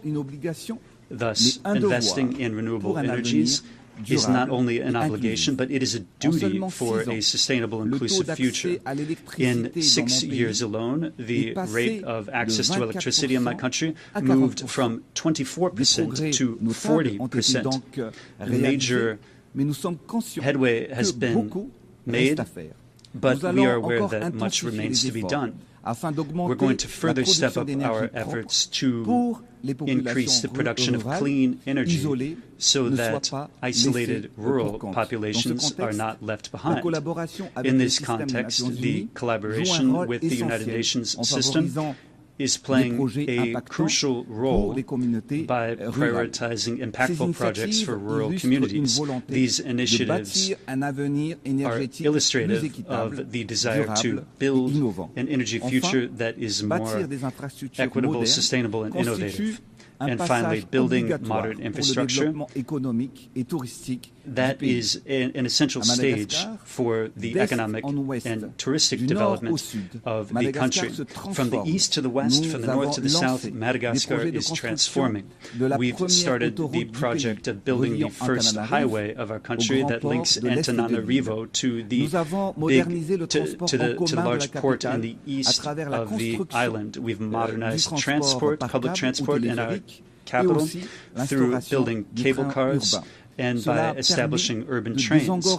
This has unburdened the city by transporting more than 40,000 passengers every day at full capacity, thus taking 2,000 vehicles out of traffic on a daily basis. Furthermore, we have strengthened the presence of the state in all of the areas of our country, above all in the hardest-to-reach areas. We've done this through building infrastructure that is close to the people and infrastructure that the people needs. We have built thousands of social housing units. We've modernized healthcare by building public hospitals and healthcare centers throughout our national territory. Our country only had 16 university hospital centers in 2018, but we've tripled that number by building 30 new hospitals in only 6 years. We are bolstering the entrepreneurship of young people and women to ensure their empowerment. We've built stadiums and sporting facilities which have become places for cohesion, national pride, and emancipation for young people. Furthermore, we held the Youth Connect Summit in November. We'll be doing that in November, and that will fit into the framework of this commitment for the youth through equality and inclusion. And we want to invite everyone to participate in this event in great numbers. Finally, from the standpoint of social protection, over $250 million has been transferred directly to the most vulnerable families to improve their everyday lives. These achievements convey our desire to build a country that shows solidarity, a country that is connected and looks toward the future, but the demographic issue remains a variable that needs to enter the equation. We need to change the structure of the population because the current demographic growth is out of proportion to our economic growth. In some regions, young girls who are under the age of 18 are already mothers, and the majority of women have an average of 5 or even 8 children to take care of. They have more difficulty feeding them, bringing them up, caring for them, and educating them properly. This is why we have intensified our family planning program in order to get the birth rate under control and transform a population which is currently dependent into a population that is active and economically productive. Demography is thus becoming an asset for Madagascar and not an impediment to development. Excellencies, ladies and gentlemen, Madam President, we need to offer a better future to our children. So we need to protect the planet that is their home. Madagascar is a sanctuary of nature with 5% of its global biodiversity and 80% of endemic species. We absolutely need to protect this biodiversity. And like other areas of the world, these treasures are in jeopardy. Faced with deforestation and climate challenges, island countries like ours are undergoing the consequences of planetary warming. Cyclones have become increasingly frequent, coming one after another, and they're more and more devastating. Flooding has destroyed our fields, and it has threatened our harvests and the incomes of our farmers. Madagascar is one of the countries that is the victim of the repercussions of climate change. Our planet is burning, our ecosystems are degrading, while action and financing is not forthcoming. It is high time to move to action. We all know the facts. Right now, let us act together. This is why we wish to sound a call once more for climate justice, so that polluting countries can live up to their responsibilities, and so that the promised financing for adaptation is actually provided, so these promises are kept. We reaffirm our commitment to the preservation of this common heritage with a program of massive reforestation by planting millions of trees every year. Thus, Madagascar joined the coalition of carbon-neutral countries known as G0, and we are positioning ourselves as a model actor. We've also strengthened the protection of our protected areas. Our ambition is to restore our forests and develop the green and blue economy. Excellencies, dear leaders, Excellencies, ladies and gentlemen, Madam President, here and now from this august rostrum, I call for unity and action. This is not a time for reflecting. It is a time for concerted strategies. This is not the time for dependency, but rather for sovereign affirmation. This is not a time for sluggishness, but rather for acceleration, for boldness, and for effectiveness. Our mission, this is our reason for being. It is our destiny, a destiny that aims to improve the everyday lives of citizens and which affects every life, every child, every mother. Therefore, we need to ask a question. What world will we choose for our children and for the future of succeeding generations? For my people, for progress, I will never stop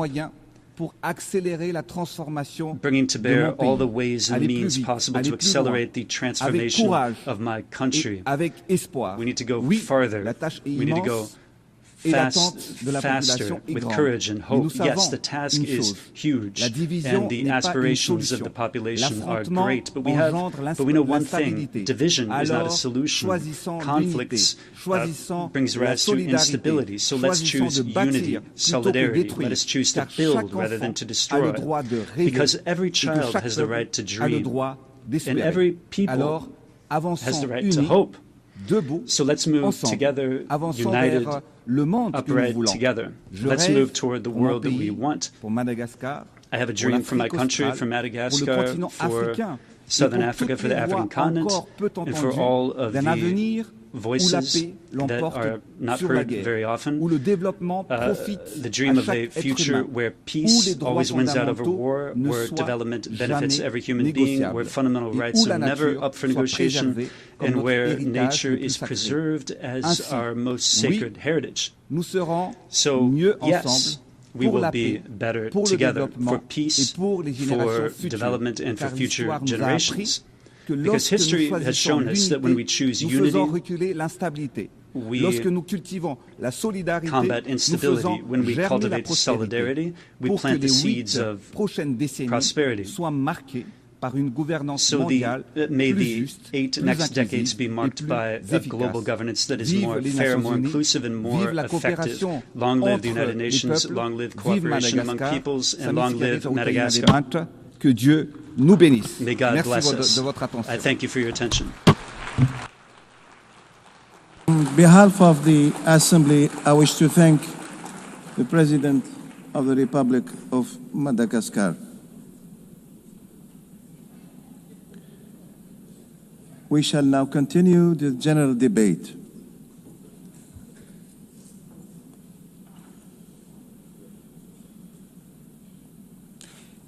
The Assembly will hear an address by His Excellency Kashim Shettima, Vice President of the Federal Republic of Nigeria. I request the protocol to escort His Excellency and invite him to address the Assembly.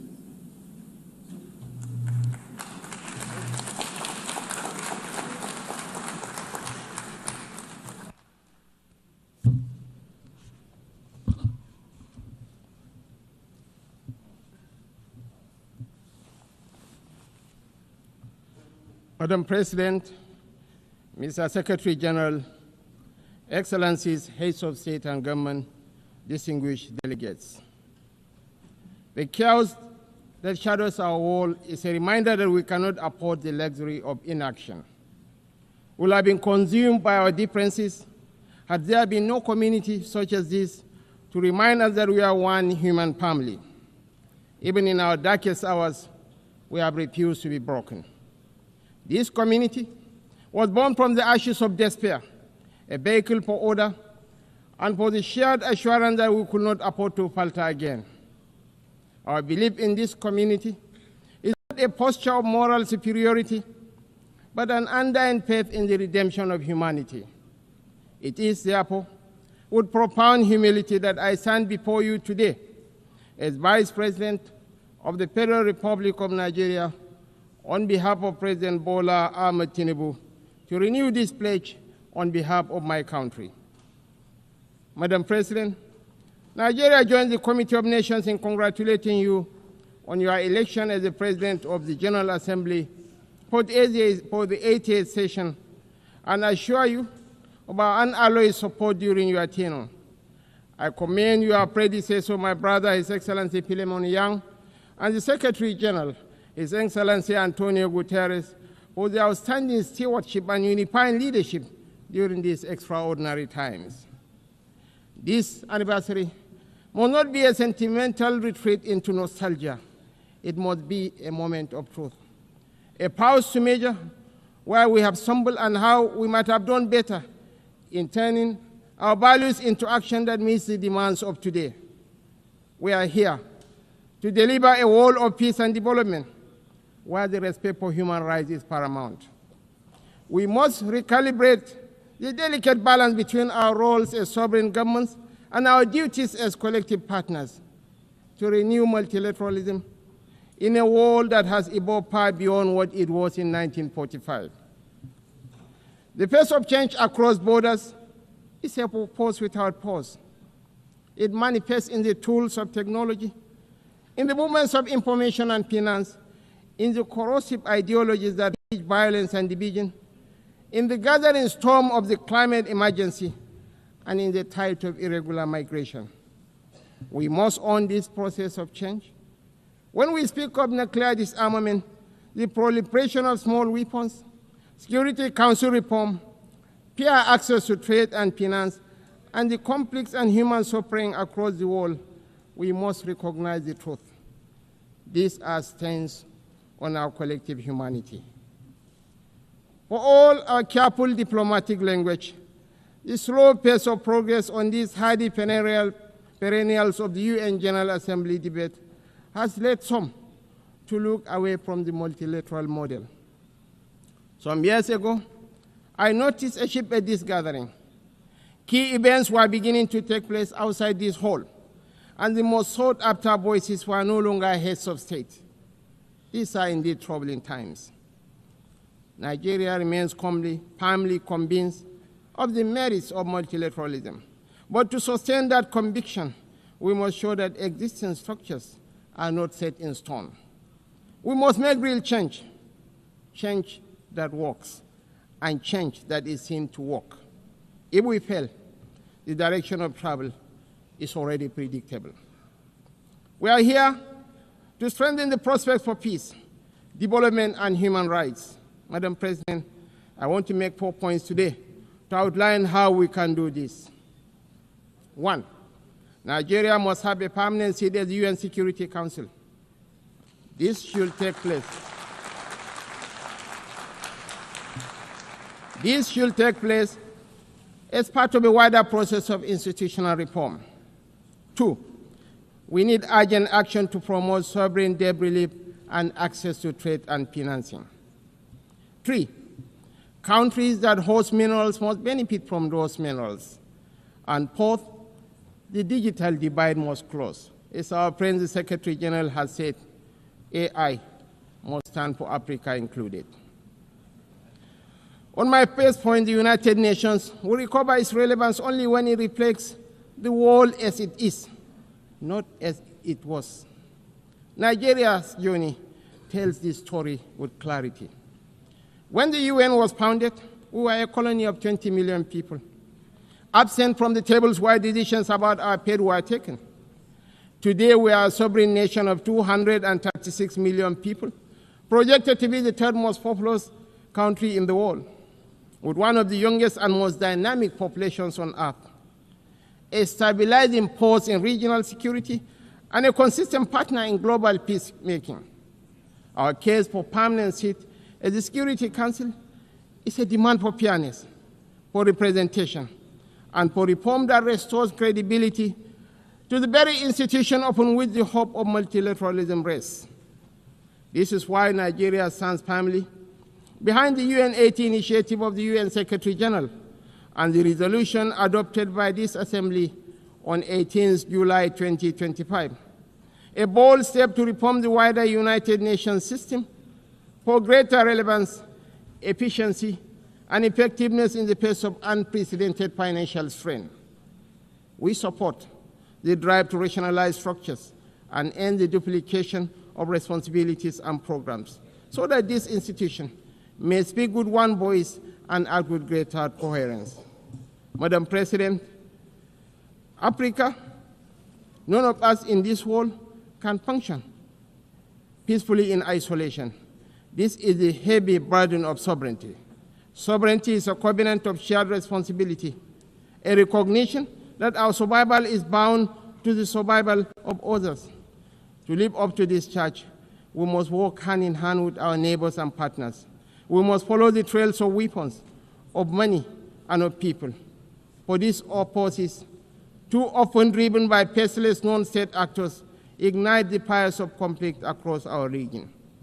Madam President, Nigeria's soldiers and civilians carry a proud legacy.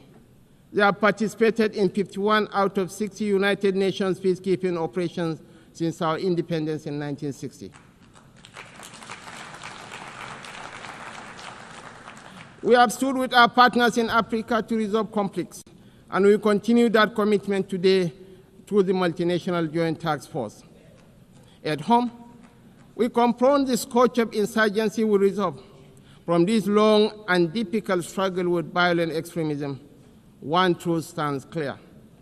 Military tactics may win battles measured in months and years, but in wars that span generations, it is values and ideas that deliver the ultimate victory. We are despised by terrorists because we choose tolerance over tyranny. Their ambition is to divide us and to poison our humanity with a toxic rhetoric of hate. Our difference is the distance between shadow and light, between despair and hope, between the ruin of anarchy and the promise of order. We do not only fight wars, we pit and shelter the innocent victims of war.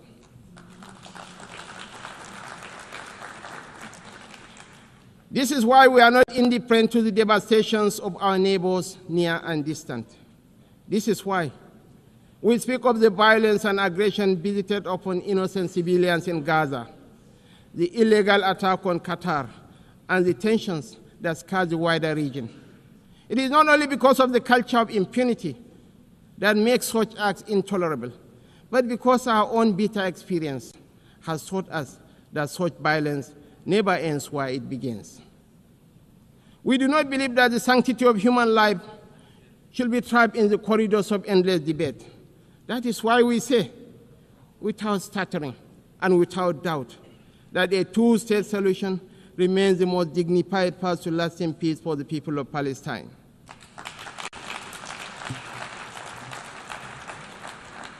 For too long, this community has borne the weight of moral conflict. For too long, we have been caught in the crossfire of violence that offends the conscience of humanity.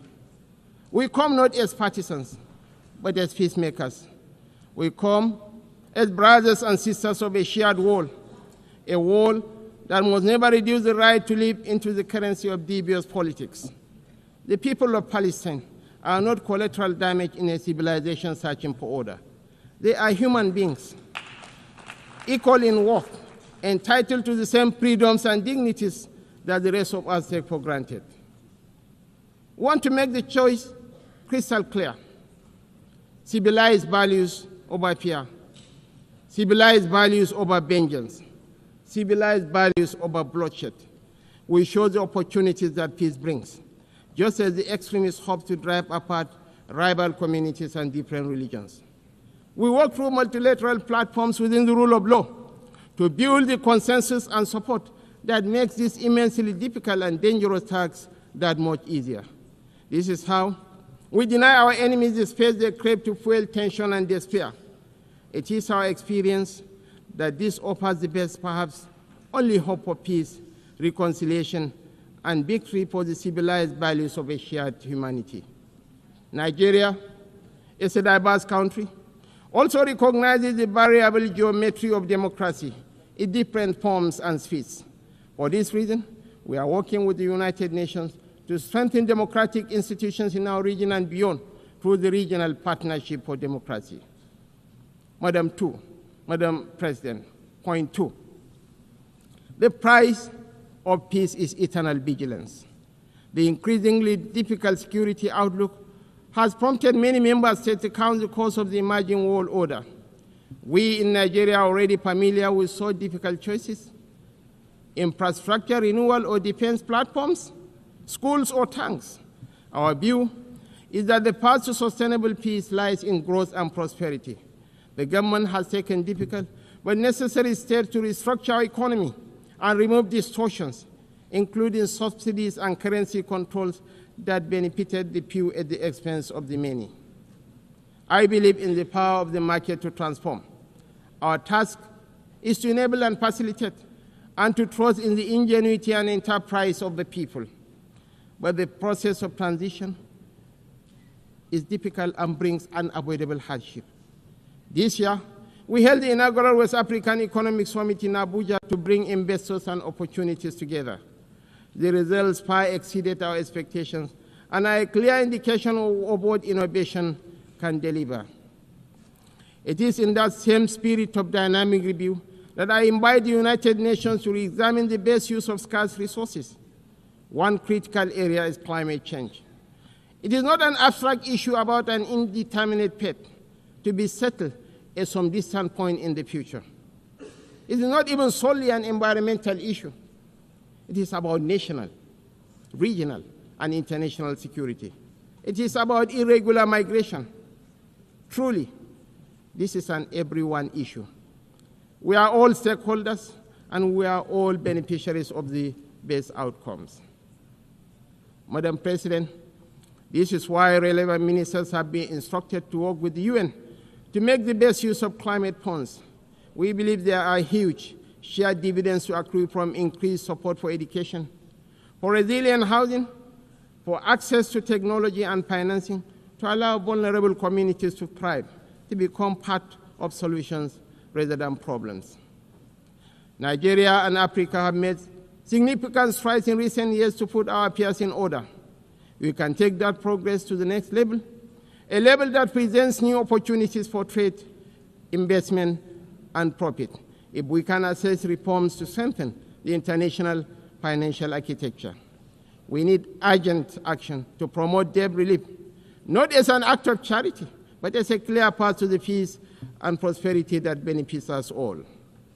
I'm calling for new and binding mechanism to manage sovereign debt, a sort of international court of justice for money that will allow emerging economies to escape the economic straitjacket of primary production of unprocessed exports.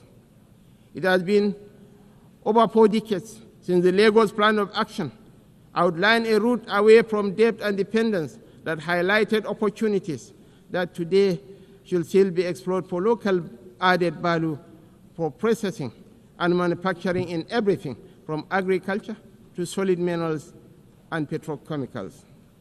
The African Continental Free Trade Area is a remarkable achievement of cooperation.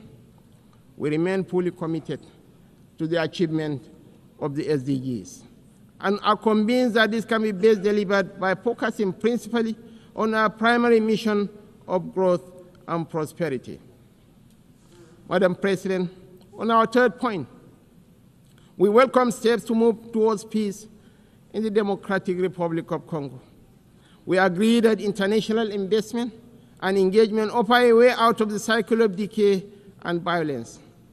Access to strategic minerals from Sierra Leone in the 1990s and Sudan today has for too long been a source of conflict rather than prosperity. Africa, and I must include Nigeria, has in abundance the critical minerals that will derive and drive the technologies of the future. Investments in exploration, development and processing of these minerals in Africa will diversify supply to the international market, reduce tensions between major economies, and help shape the architecture for peace and prosperity on a continent that too often in the past has been left behind by the rivalries and competition between different power blocs. We know in Nigeria that we are more stable when those communities that have access to key resources are able to benefit from these resources. This has been our journey in the oil-producing region of the Niger Delta. I believe that will strengthen the international order when those countries that produce strategic minerals benefit fairly from those minerals in terms of investment, partnership, local processing, and jobs. When we export raw materials, as we have been doing, tension, inequality, and instability fester. Madam President, the fourth pillar for change that I am advocating is a dedicated initiative, bringing together researchers, private sector, government, and communities to close the digital divide. As we stand on the threshold of new and dramatic technological change, we are still absorbing the impact of the revolution on information and communication of the past 20 years. We understand better than we did the opportunities technology offers, as well as the safeguards we need to enable growth and mitigate the potential for corruption. Some worry about fake news. Truly, we have plenty of that, with the potential of devastating real-world consequences in countries rich and poor. I am more worried about an emerging generation that grows ever more cynical because it believes nothing and trusts less. As technology shakes up public administration, law, finance, conflict, and so much of the human condition, I'm calling for a new dialogue to ensure we promote the best of the opportunities that are arising and promote the level of access that allows emerging economies more quickly to close a wealth and knowledge gap that is in no one's interest. I join you today to reassert Nigeria's commitment to peace, to development, to unity, to multilateralism, and to the defense of human rights is beyond compromise. For none of us is safe until all of us are safe. The road ahead will not be easy, and we know there are no quick fixes to the trials that test the human spirit. Yet history reminds us that bold action in pursuit of noble ideals has always defined the story of the United Nations. Time and again, we have found the wisdom to balance sovereign rights with collective responsibility. That balance is once again in question. But I believe, quite passionately, that a renewed commitment to multilateralism, not as a slogan, but as an article of faith, remains our surest path forward. Nigeria dedicates itself fully and without reservation to that noble cause. I thank you all for listening.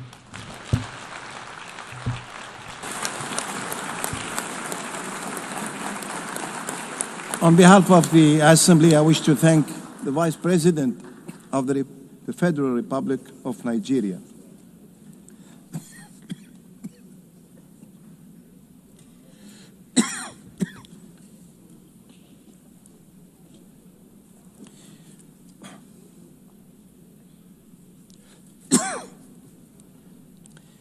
The Assembly will hear an address by His Highness Sabah al-Khalid al-Sabah,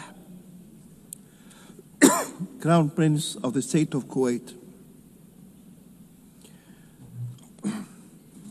I request the protocol to escort His Highness and invite him to address the Assembly.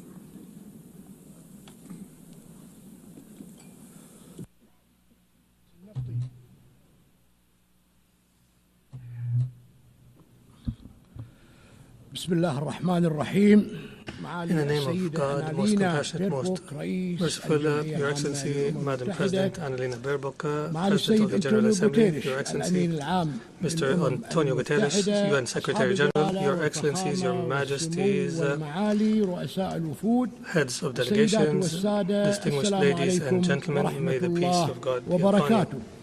At the outset, it gives me pleasure to convey to you the greetings of His Highness Amir of the State of Kuwait, Sheikh Mash'al Al-Ahmad Al-Jabir Al-Sabah. May God protect him. And I convey his wishes for a successful UNGA 80. And I express to you, Madam President, and to your friendly country, our congratulations on your election as President of the UN General Assembly, and I would like to applaud the efforts of your predecessor, Mr. Philemon Yang, during his presidency of the last session of the General Assembly, and I would be remiss not to highly appreciate the wise leadership of His Excellency Mr. Antonio Guterres, and I would like to seize this opportunity to reiterate Kuwait's continued support for him and his efforts to promote the mission and purposes of the United Nations. Madam President, we share your vision for the objectives of this session under the theme Better Together. The theme embodies the necessary spirit of solidarity in order to overcome the multiple and interconnected challenges today. It is incumbent on member states to work together to preserve this organization as the cornerstone of multilateralism and as the refuge for states and peoples in order to address their disputes and overcome the challenges and to determine the means to achieve economic, social, and human development throughout the world. Before we look towards the future, we must reflect on the previous 8 decades since the establishment of the United Nations. The UN was established when countries agreed in 1945 to save succeeding generations from the scourge of war, which twice has brought untold sorrow to mankind.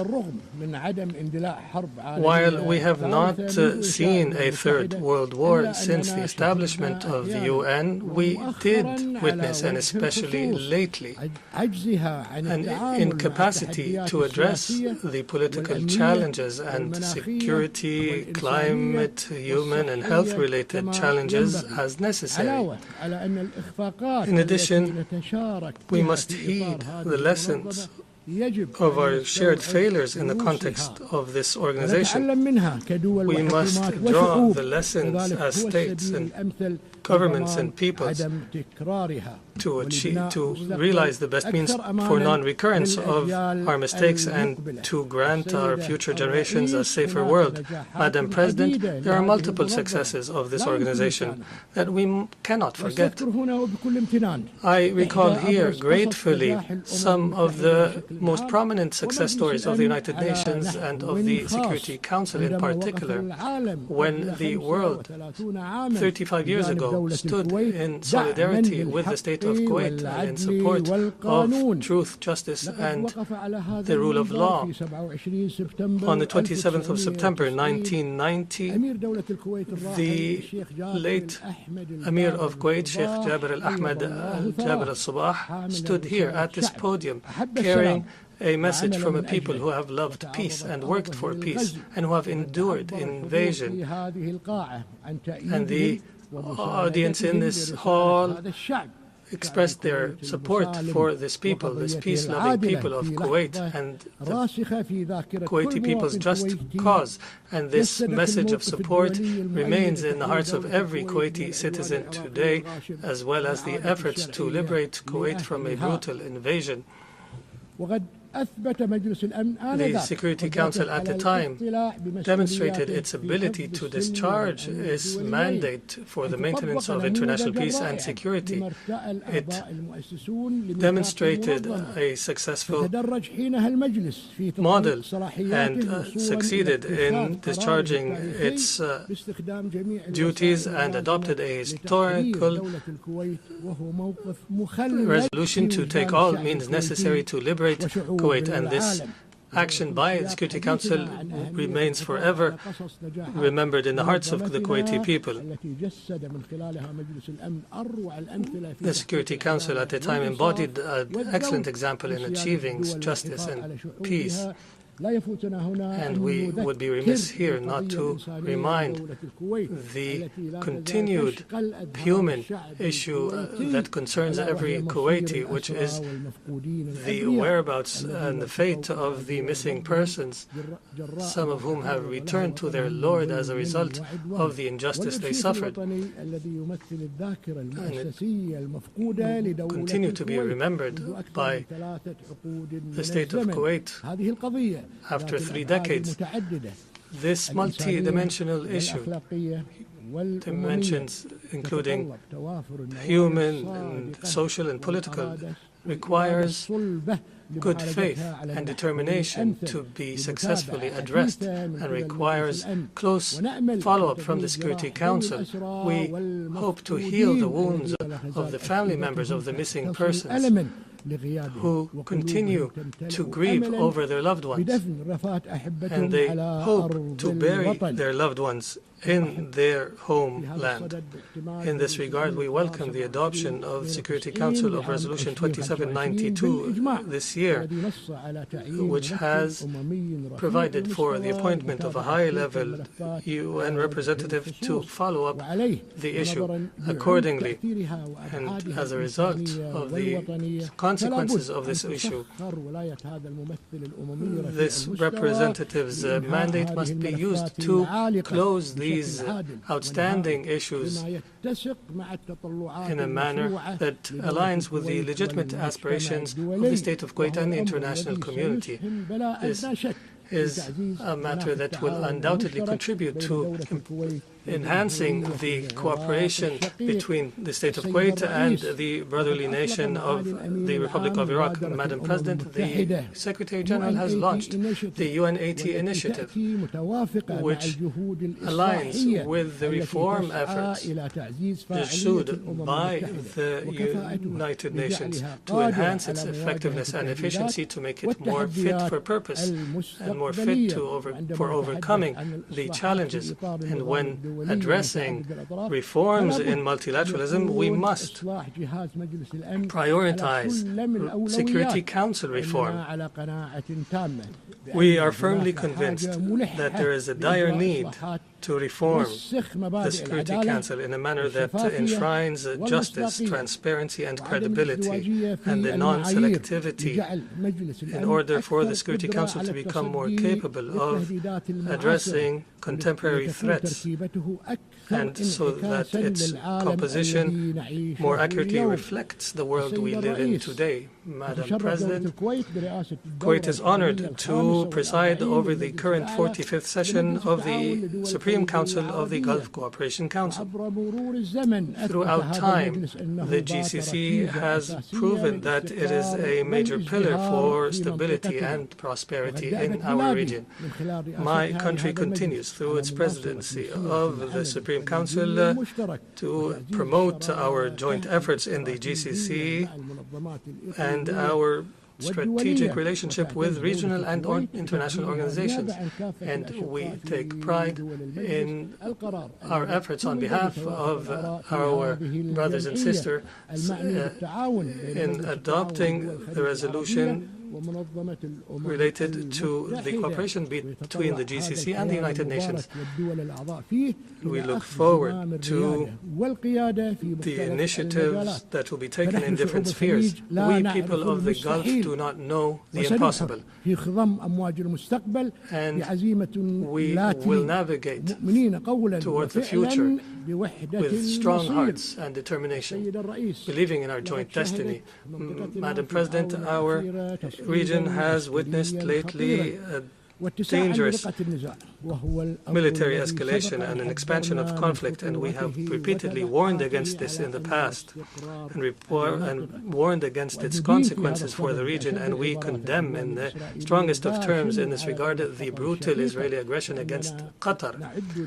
We consider this attack a blatant violation of all international customs and norms, and an attack against a mediator that is working faithfully for the sake of peace, and we reiterate our complete solidarity with our brethren in Qatar. And we reiterate that any threat against any member state of the GCC is a threat against every member of the GCC. Just a few days ago, 2 emergency summits have been held, the first for the Supreme Council of the GCC and the second, the Arab Islamic Emergency Summit in Doha, to discuss the Israeli aggression against Qatar. We reiterate the different provisions in both outcome documents of the summits. Madam President, Kuwait continues its tireless efforts that have continued throughout 2 decades to assist Iraq to achieve the legitimate aspirations of the Iraqi people and our brothers and sisters in Iraq, and in order to promote stability and security in the region through bilateral agreements that are the cornerstone for defining our means of cooperation in order to build a better future for both our countries and to turn the page on the painful past. Accordingly, from this podium, we reiterate for the 3rd year in a row our commitment to the provisions of the agreement to regulate maritime navigation in the Khor of Abdullah with the Republic of Iraq. Since 2009, and we reiterate our commitment to correcting the negotiation course in order to determine our maritime boundaries beyond point 162 as per international law and the UN Convention on Law of the Sea of 1982, and without prejudice to the territories and islands in the area. And we reiterate at the same time our call on our sisters and brothers in Iraq to respect the provisions of the effective agreements between us in order for us to be able to unleash the prospects for cooperation between our two countries to greater heights. Madam President, what is taking place in the Gaza Strip for almost 2 years of collective punishment and the killing of tens of thousands of Palestinians and of innocent people, most of whom are women, are children, and using starvation as warfare is only an unfolding of genocide before our eyes, and we have reached this point because of the double standards in the application of international law. We cannot call for respect of international law in one area and ignore the application in another. This leads to undermining trust in the international system. The state of Kuwait once again condemns the Israeli aggression against the Gaza Strip and against all occupied Palestinian territory, and we call for an end to this aggression immediately and to allow for uninterrupted humanitarian access. And we also applaud the efforts of Qatar, Egypt, and the United States in order to reach a ceasefire. We recall in this regard the high-level conference on the two-state solution under the joint leadership of the Kingdom of Saudi Arabia and the French Republic, and we look forward to building on the momentum generated by the conference. And we commend the decision by many friendly states to recognize the state of Palestine. And we emphasize the need for the remaining states to do the same. The state of Kuwait also reiterates its firm commitment to support UNRWA because of its critical role in securing the basic needs of millions of Palestinian refugees. And we categorically reject the settlement activities and forced displacement of the occupying power, and we call on measures to be taken to hold Israel accountable for its crimes. The state of Kuwait also reiterates its historical and firm support for the Palestinian people and their just cause and their legitimate right to the establishment of a Palestinian state on the borders of 1967 with East Jerusalem as its capital, as per UN resolutions and the Arab Peace Initiative of 2002. Madam President, the state of Kuwait stands in support of the Syrian Arab Republic and the Republic of Lebanon in their efforts to build a secure and prosperous future that fulfills the aspirations of their people. And we reiterate the need to respect the territorial integrity and sovereignty of both states. And we follow with great concern the developments in Yemen, Sudan, Somalia, and Libya.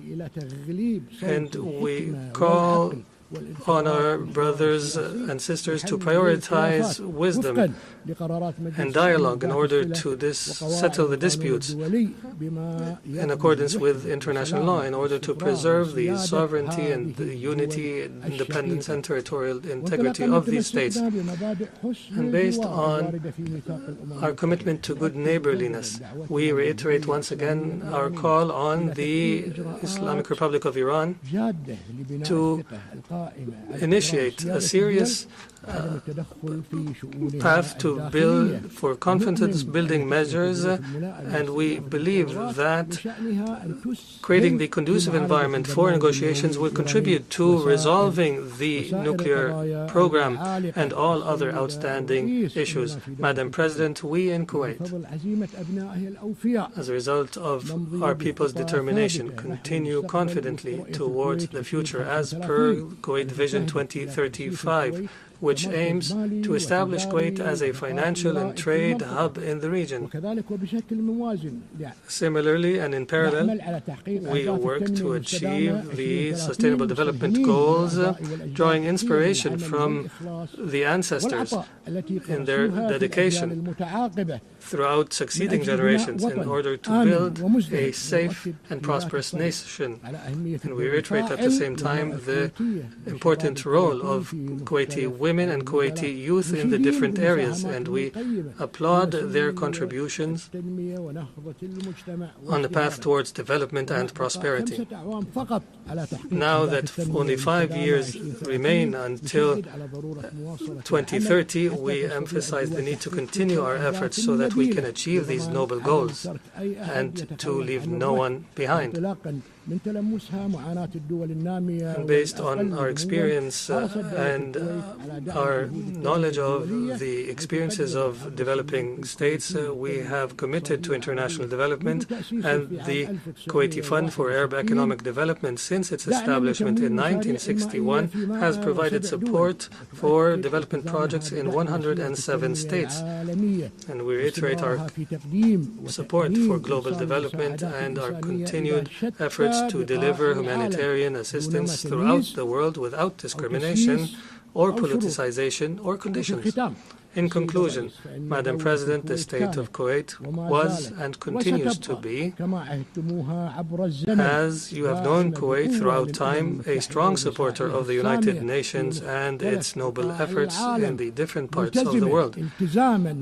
We firmly commit to the purposes and principles of the UN Charter and commit to the UN as a beacon of hope and a hub for the coordination of international joint efforts. And we support the international efforts to settle disputes through dialogue and peaceful means. And we believe in a culture of tolerance and peaceful existence. And we will continue to love peace, and we will continue to work for the sake of peace. And may the peace of God be upon you. I wish to thank the Crown Prince of the State of Kuwait, Sheikh Sabah Al-Khalid Al-Sabah.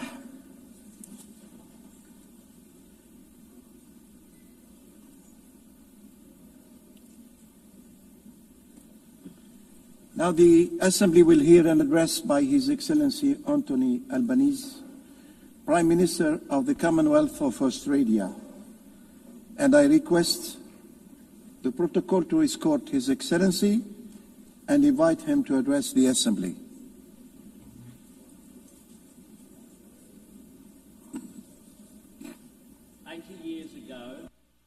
The people of our nations came together and put their trust in each other's humanity, an act of faith all the more extraordinary when we recall the devastation that still gripped the world.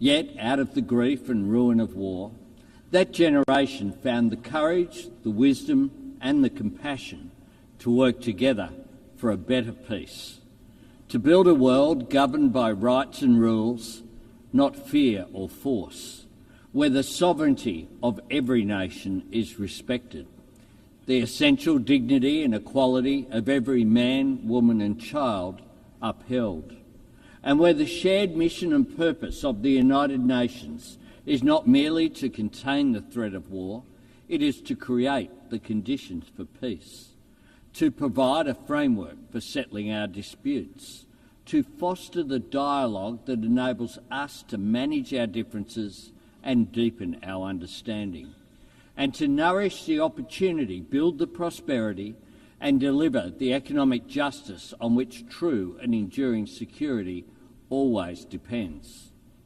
If 80 years ago this task had been entrusted to the great powers alone, then in all likelihood we would not be gathering here today. Instead, history would note the United Nations as little more than a noble experiment. The reason this institution has endured is because it belongs to all of us, because it has been built and shaped by all of us. And it is up to all of us to bring new strength to the United Nations' enduring mission, to renew our commitment to the principle that peace is both our common cause and our collective responsibility. The creation of the International Rules-Based Order owes much to the post-war leadership of the United States of America. For the region Australia calls home, that stability has underpinned a generational economic transformation. But we cannot ask, and should not expect, any one nation to uphold the rules or guarantee the security on which all of us depend. We all have a role in making sure that the system which has enabled the rise of new powers safeguards the rights and aspiration of every nation, big and small. For Australia, this means investing in our capabilities and investing in our relationships, investing in development, in defence and in diplomacy, to strengthen the security of our region, to support the sovereignty of our neighbours and to contribute to the cause of peace beyond the Indo-Pacific. We promote unity in the Pacific Islands Forum. We are deepening our engagement with ASEAN and elevating our partnerships with Indonesia, India, the Republic of Korea and Japan. And we are breaking new ground with old friends in the United Kingdom, the European Union and our principal ally, the United States, because we see mutual understanding, shared prosperity and economic cooperation as the most powerful counterpoints to confrontation, to isolation or conflict. Wars are often started by countries who imagine there is something to gain. The more we can do to reinforce the architecture of peace and prosperity, the more we remind nations of everything they stand to lose. Colleagues, whenever a head of government speaks to this Assembly about prosperity or security, they will always be met with calls for that work to begin at home. Part of our job is demonstrating to the people that we serve that what happens in the world matters to them, that when we cooperate to enhance security, contribute to alleviating poverty or commit to protecting the natural environment, when we support the agency of forums such as the G20 or APEC, or invest in diplomatic partnerships like the Quad, none of this means setting our national interests or our people's values aside. It means working to fulfil them. The United Nations is much more than an arena for the great powers to veto each other's ambitions. This is a platform for middle powers and small nations to voice and achieve our aspirations. And that is why Australia is seeking a place on the UN Security Council in 2029-30. And it is why we are bidding to co-host the 31st Conference of the Parties with our Pacific family, nations for whom climate change is more than an environmental challenge, it is an existential threat. This is a place for the global spotlight to shine on suffering and struggles that might otherwise be forgotten, and for the international community to work together to advance our shared interests and to tackle challenges we cannot meet alone. In 2025, we are confronted by all manner of these challenges in old forms and new. Dictators whose hold on power derives solely from their capacity for cruelty to their own citizens. Tyrants who invade sovereign nations to further their own ambitions. Regimes willing to crush their own people beneath the weight of oppression. Autocracies deploying new technology to undermine our trust in democracy, institutions and each other. Intimidation and coercion on the seas and in the skies. endangering lives and risking escalation. Terrorists and states which sponsor terrorism spreading hatred. And if ever we had the luxury of imagining that breaches of international law were not our concern, or that conflict and turmoil in another part of the world could not affect us, those days are long gone. Just last month, Australian security agencies confirmed that the Iranian regime orchestrated the firebombing of a synagogue in Melbourne and a Jewish restaurant in Sydney. Criminal acts of cowardice aimed at spreading fear. We expelled the Iranian ambassador from Australia, the first time since the Second World War that our country has taken such a step. And here at the United Nations, we repeat to the world, there is no place for anti-Semitism. Colleagues, it is not the Australian way to try and impose our values on other nations. But when we deal with the world, we bring our values with us, and we strive to back our words with actions. Australia helped to draft the United Nations Charter, and we were part of the first peacekeeping operation under UN authority, proudly supporting independence for Indonesia. As an economy engaged in the fastest growing region of the world in human history, Australia champions the benefits of free and fair trade, and we work to strengthen it by advocating for working people to share in the prosperity that trade creates through better wages, safer workplaces, and the elimination of exploitation and modern slavery, and by supporting the security of communications and maritime travel that make trade possible through the United Nations Convention on the Law of the Sea, including in our region and the South China Sea. And as a proud member of the Pacific family, as a continent home to some of the greatest natural treasures on the planet, and as a nation blessed with the traditional resources, critical minerals, skills and sunlight and space to power the global shift to net zero, Australia is acting to meet the environmental challenge of climate change while working to seize and share the economic opportunities of renewable energy. We will meet our 2030 target of 43% emissions reduction on 2005 levels. And last week, we set our target for 2035, cutting emissions by 62 to 70%. We are honouring our commitment to the Paris Agreement and its goal of keeping global temperatures below dangerous levels. Our target is ambitious, but importantly, it is achievable. And more than anything else, Australia's embrace of clean, renewable energy will get us there. Clean energy can carry the world beyond the false choice between economic growth and environmental responsibility, because clean energy enables the rapidly growing economies of the Indo-Pacific to industrialise and decarbonise at the same time, and to continue lifting their people's living standards while lowering their nation's emissions. Colleagues, as one of the world's oldest democracies, and one of the first where women could vote in elections and stand for Parliament, Australia knows societies and economies are stronger when they draw on the talents of all of their citizens. Indeed, it was a great Australian, Jessie Street, one of just 8 women among the 850 delegates who gathered in San Francisco in 1945, who insisted that the UN Charter make specific mention of sexual discrimination. Because, she said, where the rules are silent, women are not usually considered.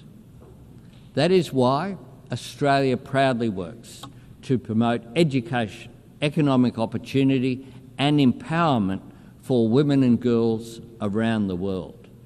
As the home of the world's oldest continuous culture, We honour the knowledge and resilience of Indigenous people everywhere. And as a country strengthened and enriched by the hard work and aspiration of people drawn from every faith and tradition on earth, we stand against discrimination and prejudice everywhere. As a people who believe that kindness is an act of courage, we want to see aid workers delivering food, water and medicine to conflict zones protected. And this week, Australia and our partners launched the Declaration for the Protection of Humanitarian Personnel. And I thank the more than 100 nations that have already endorsed the Declaration. And as a nation that knows security depends on sovereignty, Australia stands with the courageous people of Ukraine in their struggle against Russia's illegal and immoral invasion. We share the resolve of every member of the Coalition of the Willing to secure peace on Ukraine's terms. It is the nature of the world the United Nations serves that this institution is constantly tested. In times of global uncertainty, there are no easy days, but there are clear choices. If the United Nations steps back, we all lose ground. If we give people reason to doubt the value of cooperation, then the risk of conflict becomes the default option, which grows. If we allow any nation to imagine itself outside the rules or above them, then the sovereignty of every nation is eroded. If we resign ourselves to the idea that war is inevitable or relegate ourselves to the status of disinterested bystanders, if our only response to every crisis is to insist that there is nothing we can do, then we risk being trusted with nothing.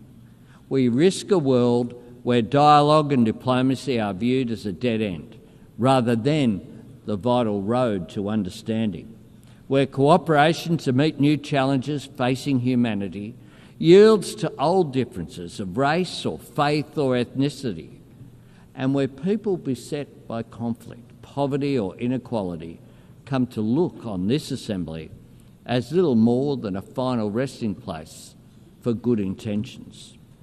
All of us, proud to belong to this institution, understand that this is not the case. But knowing that or saying it is not enough. We have to prove it, not by pointing to longevity or appealing to history, but by reforming the United Nations so that it can serve us better in the present, and by working together to shape the future. Because while 80 years is a significant milestone, the true value of the United Nations is not counted in decades, it is measured in deeds, in actions that make a positive difference to people's lives. That is how the UN proves its worth and makes its case, by delivering food to villages in the grip of famine, by providing vaccines that spare families from disease, by bringing clean water to a community on the brink, by helping countries break the shackles of poverty, by liberating children from exploitation or abuse, by guarding against the spread of nuclear weapons and working for a world free of nuclear weapons, by demonstrating that the principles on which the United Nations was founded still hold life and weight and meaning and hope for the people who need them most. And nowhere is that task more urgent than the Middle East. For decades, leaders have come to this podium in search of new words and new ways to call the world to action on a two-state solution. Today I look to words that Australia helped write 80 years ago. Australia is calling for a ceasefire, for the immediate release of the hostages, for aid to flow to those in desperate need, and for the terrorists of Hamas to have no role in Gaza's future.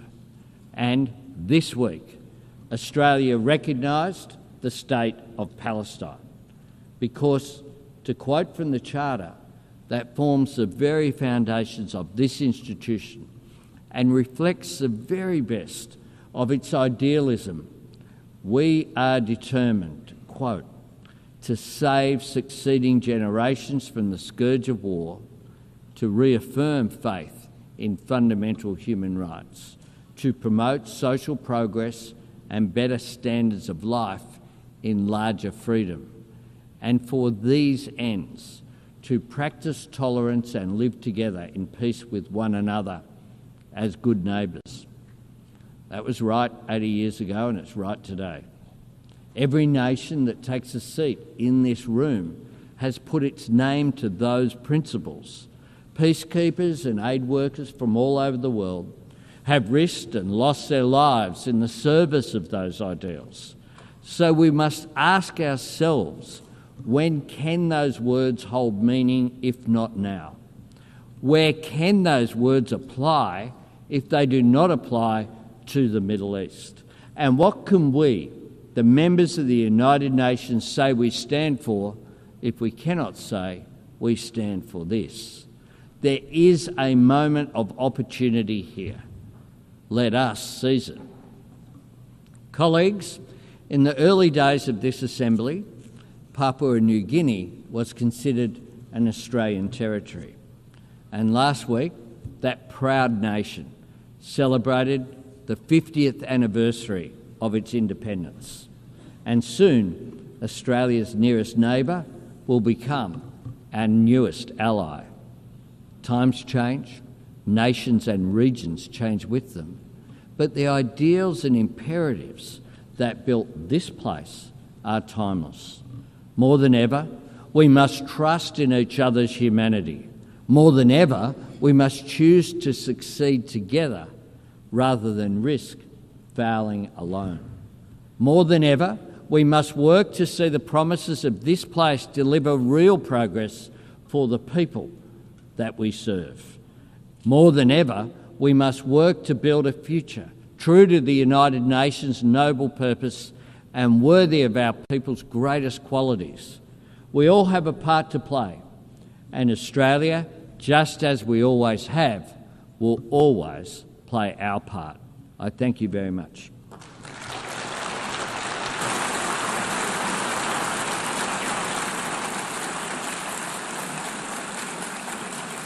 On behalf of the Assembly, I wish to thank the Prime Minister of the Commonwealth of Australia.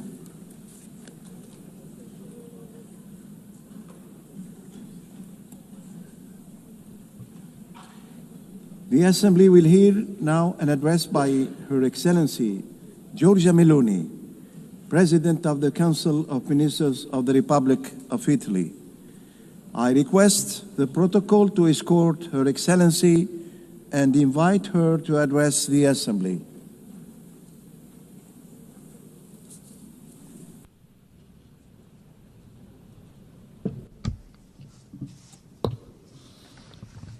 Presidente Baerbock, Segretario General Guterres, delegati, signore fellow delegates, ladies and gentlemen. Viviamo We una are fase living storica a accelerata, historical accelerated complessa, phase, rich ricca di in opportunità, opportunities, ma anche forse but soprattutto also densa di perhaps above pericoli. all dense with dangers, Sospesi tra suspended guerra between e pace. war and peace. Secondo il Global Peace Index According to the 2024, Global Peace Index nel mondo sono in 2024, corso 56 there are conflitti currently armati, il numero 56 più armed elevato conflicts dalla ongoing in the Seconda Guerra world, the Mondiale. highest number since the Second World War. Viviamo cioè in un We mondo live in profondamente a world diverso profoundly da quello in different cui sono nate from le the one Nazioni in Unite, which the quando United Nations nel was founded when, 1945 in 51 nazioni, che 1945, oggi sono 51 diventate la quasi nations, totalità, today nearly all decisero of the di nations of the unirsi per world, fondare decided to un'organizzazione come together to internazionale found an che avesse international come scopo organization principale whose main quello di purpose evitare la guerra. was to prevent war. La domanda che dobbiamo The farci question we must 80 ask anni ourselves dopo 80 years e later, guardandoci attorno while looking around us, è: is, ci siamo riusciti? have we succeeded? La risposta la conoscete The tutti, answer you all know, perché è nella cronaca ed è because it lies in the impietosa. headlines and is Pace, merciless. dialogo, Peace, diplomazia dialogue, diplomacy sembrano non riuscire più a seem no longer convincere able to e a persuade vincere. or to prevail. The use of force prevails on far too many occasions, and the scenario before us is that which Pope Francis described with unique effectiveness: a third world war fought piecemeal. Obviously, among the major conflicts underway is, of course, the large-scale war of aggression by the Russian Federation against Ukraine. 3.5 years ago, on February 24th, 2022, Moscow decided to attack Kiev. And I believe not enough reflection has been given to the consequences of that choice, to a point I consider fundamental. The Russian Federation, a permanent member of the Security Council, deliberately trampled on Article 2 of the UN Charter, violating the integrity and political independence of another sovereign state, with the aim of annexing its territory. And still today, it shows no willingness to seriously accept any invitation to sit at the peace table. This deep wound inflicted on international law, as could be foreseen, unleashed destabilizing effects far beyond the borders in which that war is taking place. The conflict in Ukraine has rekindled and set off several other crises. Meanwhile, the United Nations has become even more divided. It is no coincidence that Hamas took advantage of the weakening of this architecture to launch on October 7th, 2023, its attack against Israel. The ferocity and brutality of that attack, the hunt for unarmed civilians, prompted Israel to a reaction that was at first legitimate, because every state and every people has the right to defend itself.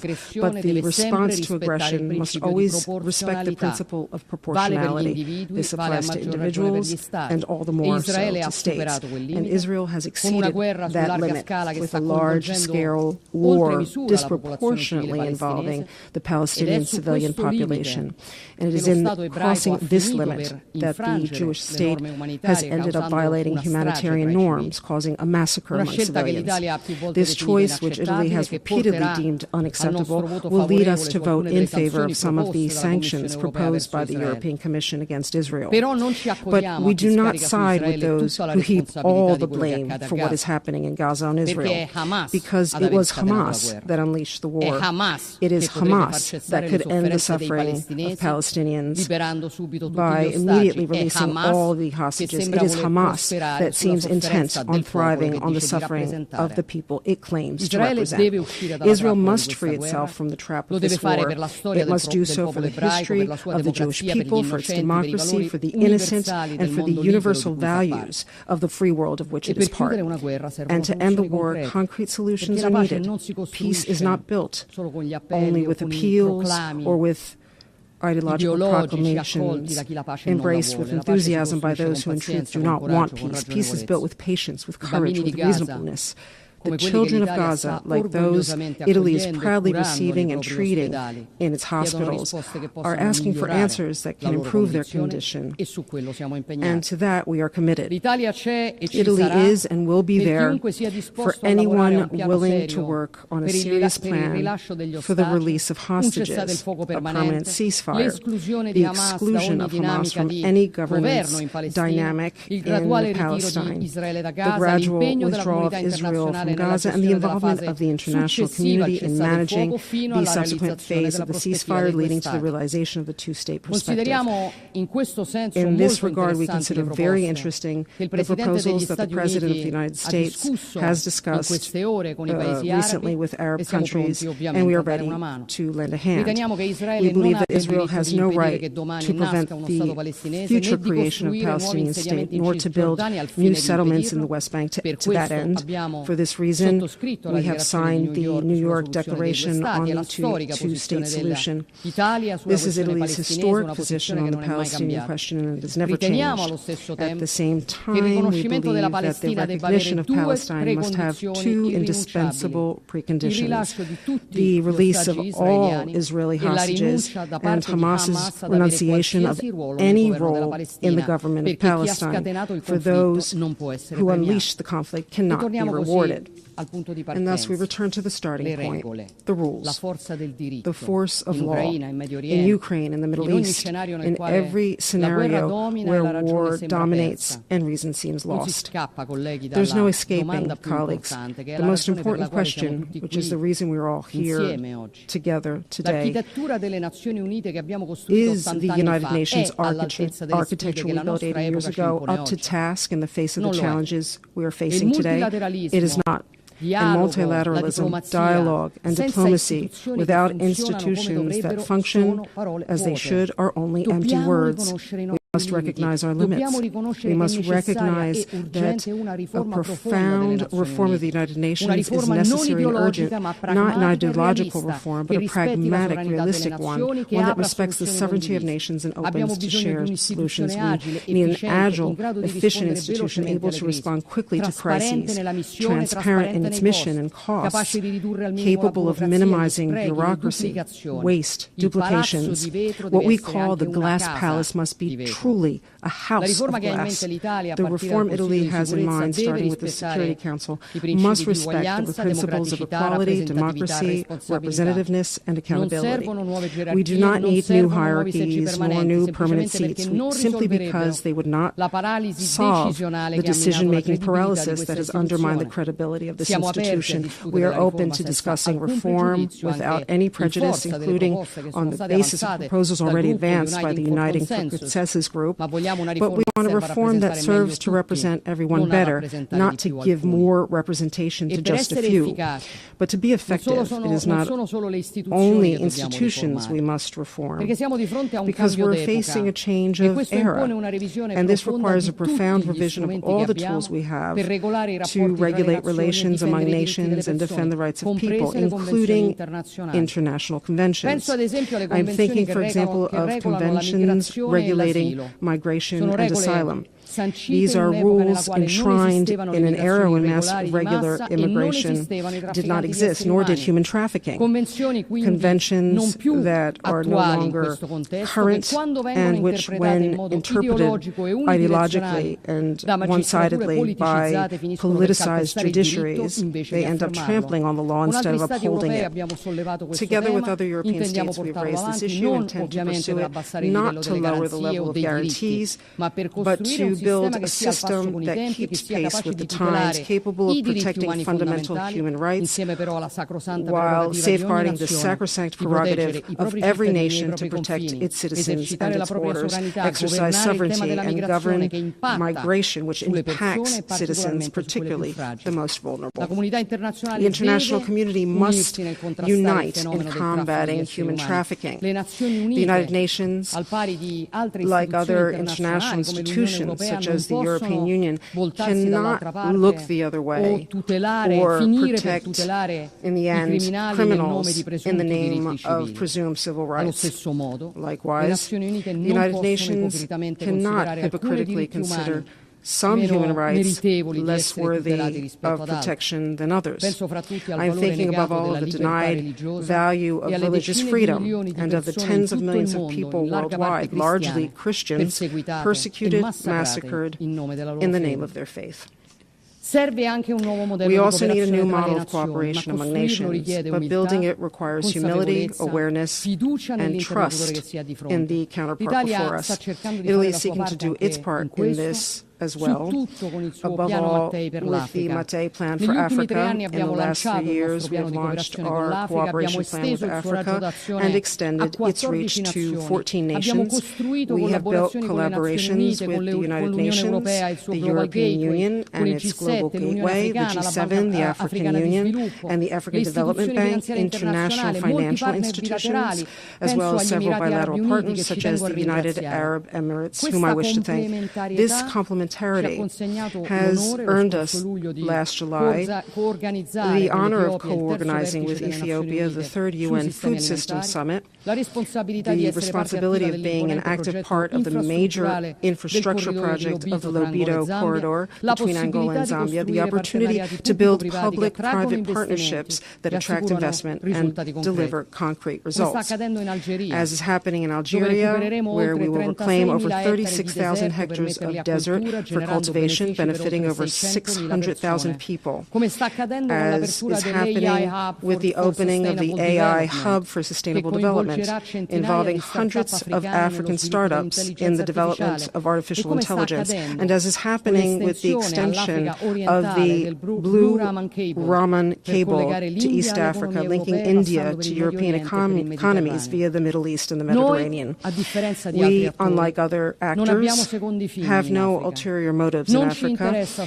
We are not interested in exploiting the continent for the rich raw materials it possesses. Rather, we want Africa to prosper by processing its own resources, creating jobs and prospects for its best synergies with stable governments and dynamic, secure societies. But this path cannot avoid addressing an issue that can no longer be postponed: the debt of African nations. Italy plans to convert over the next 10 years the entire amount of debt for the economically least developed nations, according to World Bank criteria, and to reduce by 50% that of lower middle income nations. The entire operation over 10 years will allow us to convert into local development projects over 235 million euros of debt. This is an initiative to which the Italian government, especially in this Jubilee year, attaches great importance, and which we hope may serve as an example for other nations as well, because it is not only an economic matter,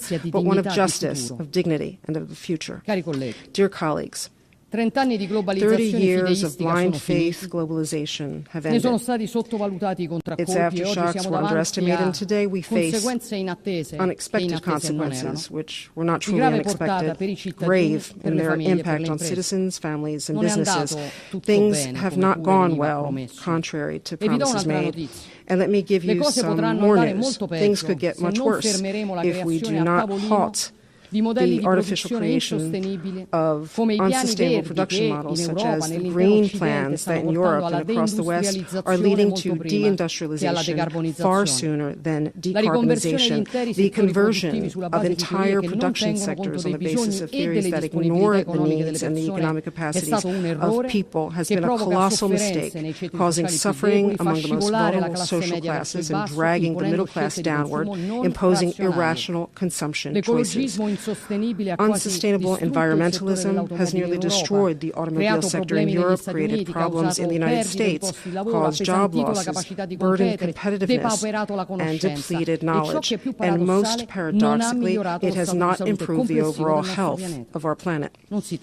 This is not, of course, about denying climate change, but about affirming reason, which above all means technological neutrality and gradual reforms instead of ideological extremism, respecting the environment while keeping humanity at the center. Because it took centuries to build our systems, but only a few decades to end up in an industrial desert. And as I said many times before, in the desert there's nothing green. Colleagues, delegates, ladies and gentlemen, this year we're not only celebrating the 80th anniversary of the birth of this Assembly, but also the 70th anniversary of Italy's membership in the United Nations, a double anniversary that places on us an even greater responsibility to uphold the founding principles and values of this organization. With the awareness that to do so, we must make the tools effective to defend those principles and values of our time, so that our action may be more incisive and truly responsive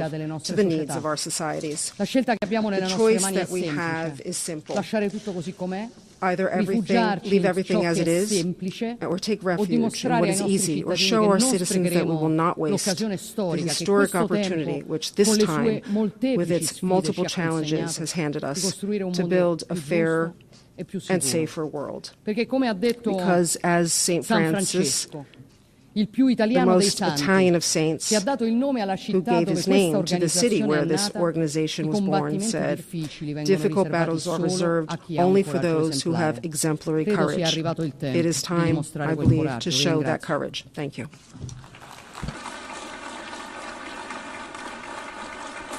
On behalf of the Assembly, I wish to thank the President of the Council of Ministers of the Republic of Italy,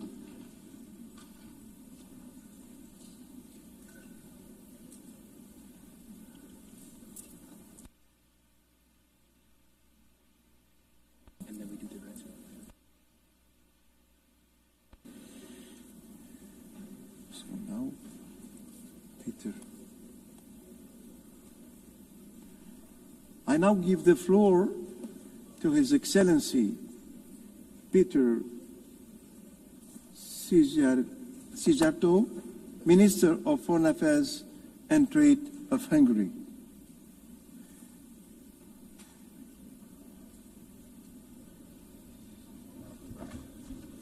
Mr. President, dear colleagues, unfortunately, it is not an exaggeration to state that we are now living in the age of dangers, and it's not an exaggeration either to say that since the conclusion of the Second World War, currently we are experiencing the global security being in its worst shape ever.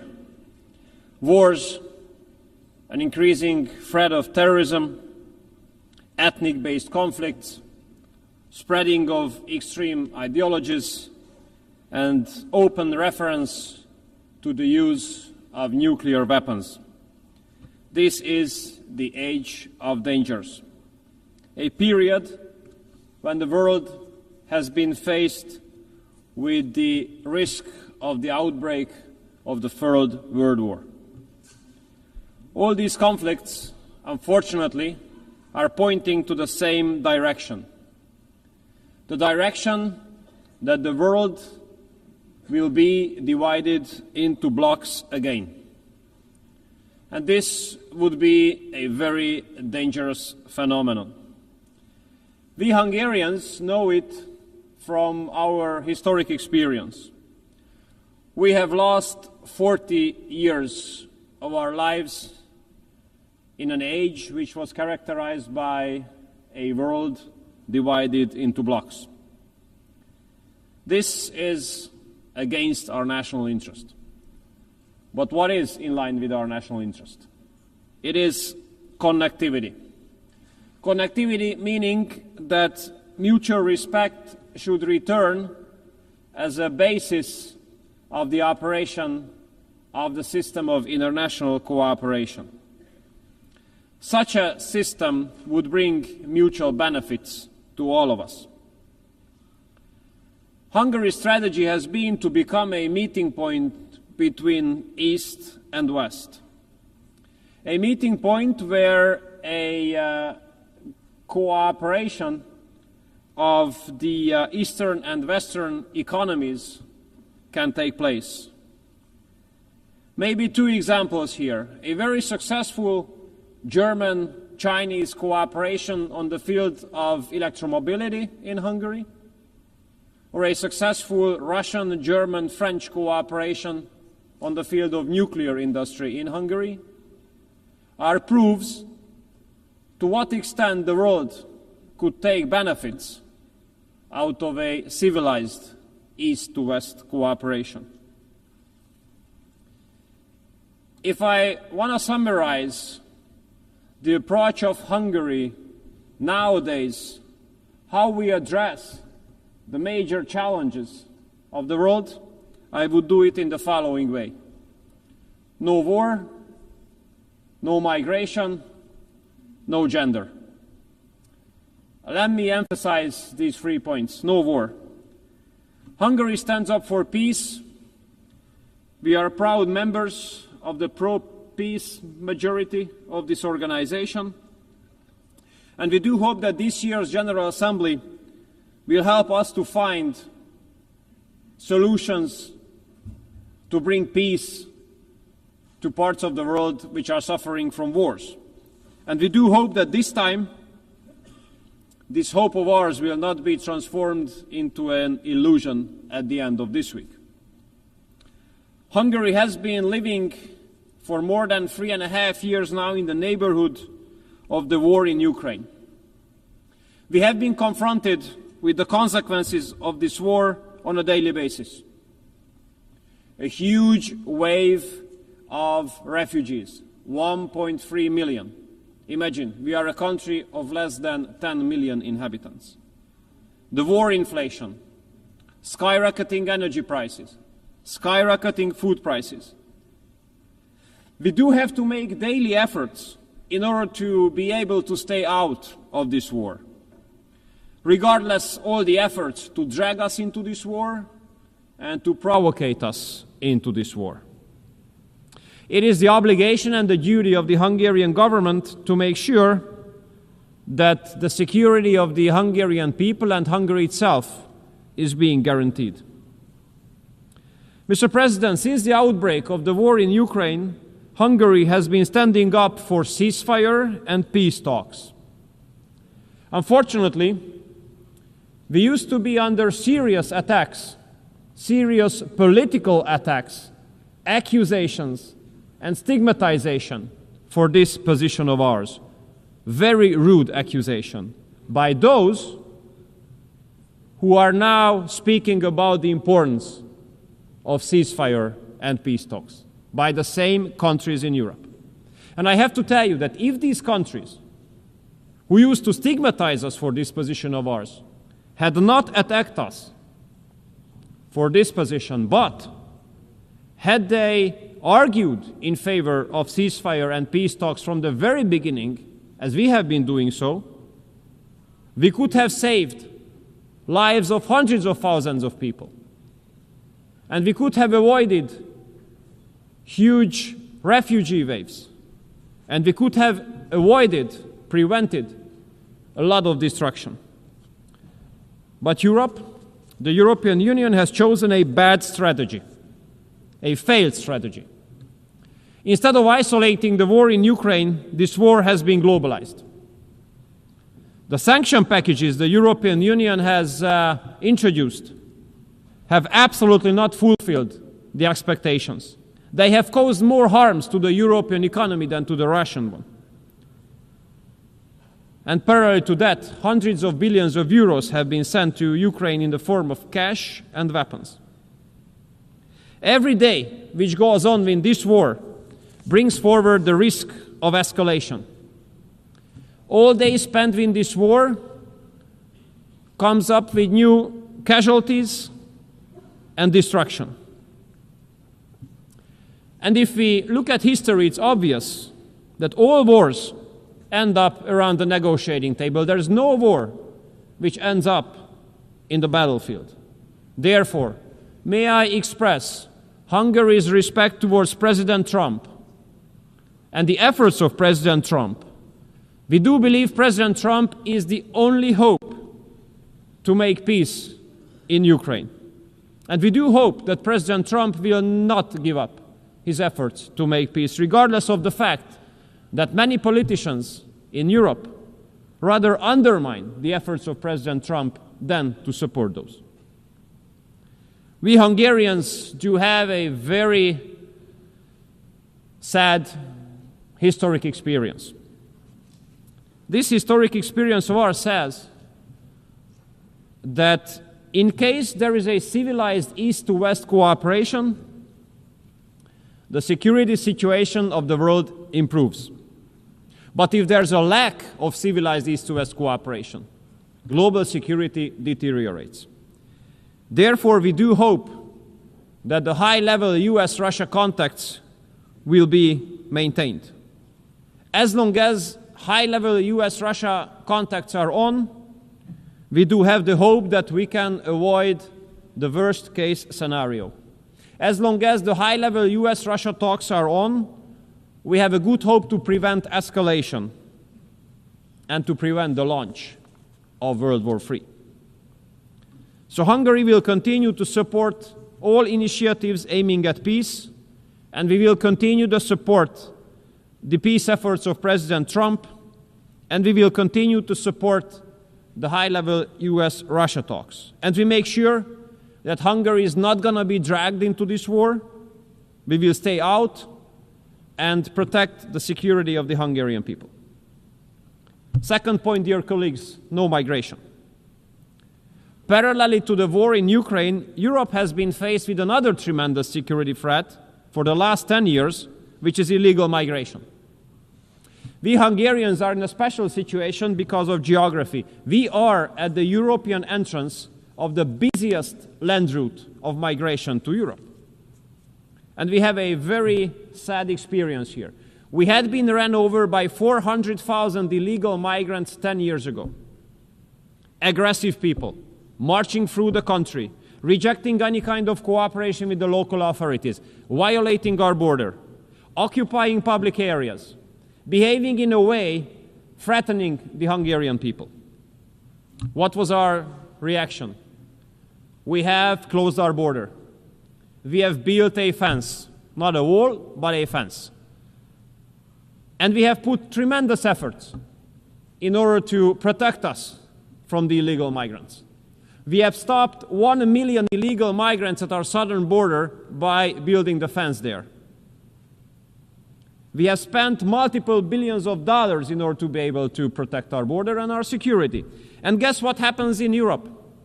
The European Commission forces us to pay €1 million penalty on a daily basis because of protecting our border. €1 million penalty on a daily basis for the protection of our borders. This is insane. This is crazy. But I have to tell you that regardless of this penalty, we will protect our border. We rather pay €1 million per day, but we do not allow illegal migrants to come into Hungary. We protect ourselves.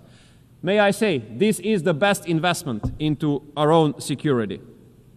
And the pro-migration policy of the European Union comes forward with very sad impacts in the western part of Europe. Modern age anti-Semitism, parallel societies, gang wars, and no-go zones.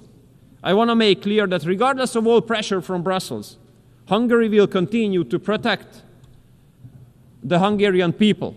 We will protect ourselves, our culture, our way of life, and our security. And we stick to our own sovereign right to make the decision who can enter the territory of Hungary. This decision must be made by us and not by bureaucrats in Brussels. We have to consider the violation of border as it is, a crime. And those who commit this crime must be punished. International law speaks very clearly. If someone is being forced to leave her or his home, she or he is entitled to stay temporarily on the territory of the first safe country, but not the second, the third, the fourth, or fifth, the first. And we are an example here. We are a neighboring country to Ukraine. So for those who have to escape from Ukraine because of the war, we are the first safe country, and we let all them come in. All of them. But at our southern border, those who want to come in, those are illegal migrants. And none of them has been allowed, and none of them will be allowed to enter the territory of our country. Thirdly, no gender. In Hungary, we do consider family as the basis of society. But we have to understand that there is a very aggressive, extreme liberal mainstream which has been attacking family not only as an expression, but as an institution as well. Therefore, I think it's appropriate to clarify what we Hungarians do mean under family. We do mean that family consists of a mother, a father, and children, where mother is a woman, father is a man. And the marriage can be made between one man and one woman. And in order to make sure, we have put all these into our constitution. And when it comes to our economic strategy, we do carry out a family-based economic strategy. 5% of GDP we spend on supporting the families, which is far number one in the OECD area. And currently, a family-based tax revolution is going on in Hungary. Our basic principle is that if you decide to have a kid, that must not put you in a less advantageous position compared to if you do not have a kid. We do consider children as a blessing. Therefore, we do support the families to have as many kids as they wish to. From next year onwards, all mothers who have given birth to 2 children will enjoy lifelong exemption from paying personal income tax. And after the birth of each children, a certain part of the salary of the parents is exempted from taxation. and we will double this exemption from the beginning of next year. If the mother wishes to stay at home with the newborn kid for 2.5 years, she receives 70% of her former salary. And all women spending 40 years at work can go to pension regardless of age. Young couples can take 28,000 euros of preferential loan called expecting babies, which means that in case of the birth of a first kid, interest rate is down to 0. After the birth of the second kid, 30% of the loan is being repaid by the state. And after the third kid being born, the state remits the whole loan. And as the most recent decision of the government, we launched the largest ever housing loan system in Hungary. All families are entitled to take a loan to buy a house or a flat with a fixed interest rate of 3%. So at the end, Mr. President, dear colleagues, it is our goal to make Hungary great again. In order to be able to make Hungary great again, we have to protect ourselves from the war, which has been going on for 3.5 years in our neighborhood. In order to make Hungary great again, we have to protect ourselves from illegal migration, making sure that we do not allow any illegal migrants to the territory of Hungary. In order to make Hungary great again, we have to be able to protect ourselves from the aggressive gender propaganda, and we have to be able to strengthen our families. No war, no migration, no gender. This is the Hungarian recipe. Thank you so much for your kind attention.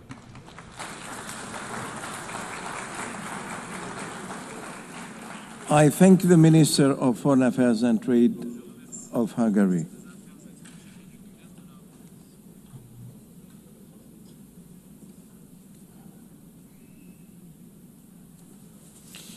Y ahora doy la palabra a Su Excelencia Arnoldo Ricardo André, Ministro de Asuntos Exteriores Minister y de Culto de Foreign Costa Rica. Affairs and Worship of Costa Rica, Arnoldo André Tinoco.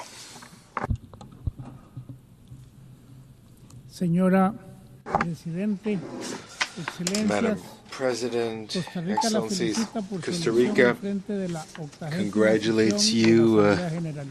on your election to preside over the 80th session of the General Assembly. You can count on the firm and unwavering support of my country in contributing to the success of your tenure. 8 decades ago, we embarked on the journey to San Francisco to save humanity from the abyss of war.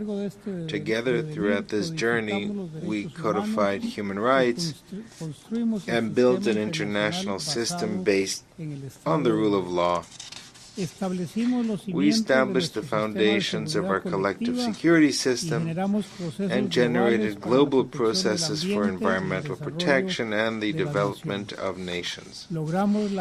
We achieved the decolonization of more than 80 territories and mediated in hundreds of conflicts.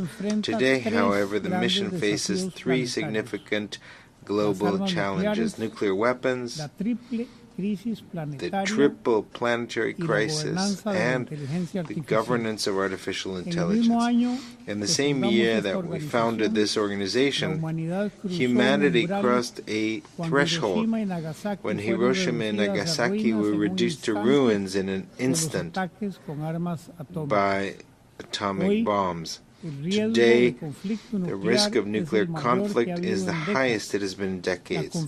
Trust is eroding, geopolitical tensions are widening. The shadow of the use of nuclear weapons looms once again.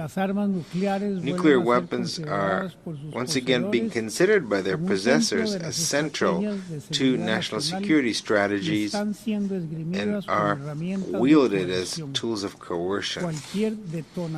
Any nuclear detonation, whether intentional or accidental, would have irreversible humanitarian environmental consequences. There is no possible humanitarian response. There is no margin for error. 55 years after the entry into force of the Nuclear Non-Proliferation Treaty, and looking ahead to its 2026 review conference, nuclear weapon states will have a new opportunity to reaffirm their adherence to the treaty and to the obligations and commitments they have undertaken as states parties, particularly Article 6.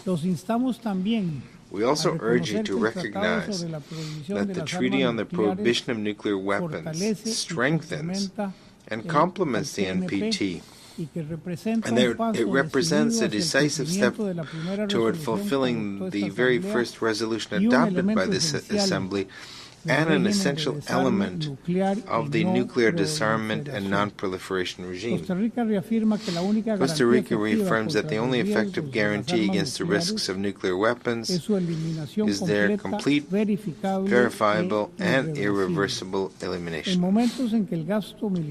Now, at a time when military spending has reached its highest level since the Cold War, behind every dollar spent on weapons, on all weapons, we see a political choice that privileges force over dialogue, weakens trust in multilateral institutions, and contradicts the spirit of the Charter. And this precisely at a time when we're facing the greatest humanitarian crisis of our time, with more than 300 million people in urgent need of assistance. Sudan, Gaza, and Ukraine are clear examples. Only 190 million people will receive aid. 115 million will have to wait if life grants them enough time. This is not a lack of resources, but of will. The means exist, but priorities lie elsewhere. We cannot ignore that humanitarian assistance, however vital it may be, is also the bill that we pay for failing to act in a timely way to prevent the crises. The consequences of arriving too late, far too late, are reflected in every refugee camp, every food distribution point, and every field hospital. Humanitarian and refugee crises transcend human tragedy and become direct vectors of insecurity in our region. Costa Rica observes with concern how these crises fuel the power of drug trafficking and organized crime. Organizations that exploit institutional gaps and operate across borders in the absence of effective multilateral coordination. Our country, as both a host and a transit state, experiences firsthand how criminal networks transform migration routes into illicit corridors, taking advantage of the vulnerability of those seeking international protection. Isolated responses are insufficient.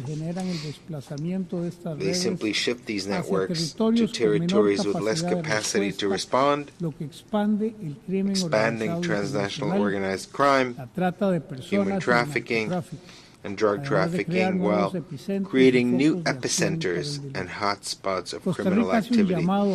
Costa Rica calls on the international community to recognize that humanitarian security requires a multidimensional response and an integrated regional architecture. It requires real-time information sharing mechanisms, harmonized regulatory frameworks, strengthened institutional capacities, and shared responsibility with coordinated action to preserve the stability that our peoples deserve. Madam President, Excellencies, preventive diplomacy costs millions, but repairing its failures costs billions. We in the Americas know that price very well. In Venezuela, Nicaragua, and Haiti, we see the consequences of arriving too late. We could have acted in time. We could have prevented the repeated and systematic violations of human rights and the exodus of millions who now seek refuge and other forms of international protection. But we did not prevent the multiple crises across Latin America and the Caribbean in democracy, human rights, security, migration and development, all bear witness to our own shortcomings. And it is always the most vulnerable who pay the price, those who demand protection and justice. The triple planetary crisis is another of the greatest existential threats of our time. The seas are rising, the oceans are acidifying, and millions will be forced to migrate. A temperature increase of only 1.1 degrees Celsius already puts food security, health, and peace at risk. Costa Rica suffers from devastating hurricanes, droughts that affect our farmers and energy sources, and cause economic losses in the billions. But for decades, instead of contributing to the problem, Costa Rica has been part of the solution. We doubled our forest cover. We generate nearly all our electricity from renewable sources and protect almost one-third of our territory. The great challenge remains that no country can face the triple planetary crisis alone. It is a global problem. And therefore, we must all accelerate the energy transition, finance climate action, and respond with justice to the loss and damage suffered by countries like Costa Rica that endured the devastating consequences of climate change. Confronting these crises requires joint action, science-based decisions, adequate financial resources, and compliance with our international legal obligations. Without any excuses, without any pretexts, without any delays. This triple crisis is also an ocean emergency. That is why Costa Rica is driving the process of concluding a binding treaty on plastic pollution that covers its entire life cycle, advancing scientific research, and calling for a precautionary pause on deep-sea mining, as well as urging the full implementation of the BBNJ treaty with conservation as its top priority. Time is running out to respond to these threats that do not recognize any borders. Time is also running out to bridge the digital divide and confront a technological revolution driven by artificial intelligence that is advancing at high speed. Artificial intelligence can strengthen our national economies and our collective efforts to achieve development. It can optimize resources, accelerate medical research, and democratize access to knowledge. But it can also divide us between those who have access and those who do not. Artificial intelligence also poses risks to international peace and security. It can become a vector of mass disinformation and enable cyber attacks that paralyze critical infrastructure. Artificial intelligence also challenges our ability to maintain meaningful human control over life or death decisions as military automation advances without adequate regulatory frameworks. Establishing such frameworks is urgent and time is running out. One application of AI that deserves special attention is autonomous weapon systems. Costa Rica urges the conclusion before 2026 of a legally binding instrument that establishes prohibitions and regulations for autonomous weapon systems capable of identifying, selecting, and attacking targets without meaningful human control. No algorithm should ever make life or death decisions. Madam President, Excellencies, Costa Rica has demonstrated for decades that our impact in this organization is not determined by our size. Small states lead through action. We build bridges and forge consensuses that once seemed distant. That is how we move forward. That is how we prove that together we're stronger and that this is our common home. Just this year, Costa Rica, in the face of the most devastating humanitarian crisis since the founding of the United Nations, together with 150 states, launched a call to action while chairing the humanitarian affairs segment of the Economic and Social Council. Faced with the grave humanitarian consequences of the use of explosive weapons in populated areas, Costa Rica will host the second international conference on the political declaration on strengthening the protection of civilians to be held in San Jose from 18th to 20th of November. In light of the risks and opportunities posed by artificial intelligence, Costa Rica, together with Spain, has led the process that established the Independent International Scientific Panel and the Global Dialogue on AI Governance, to be launched tomorrow.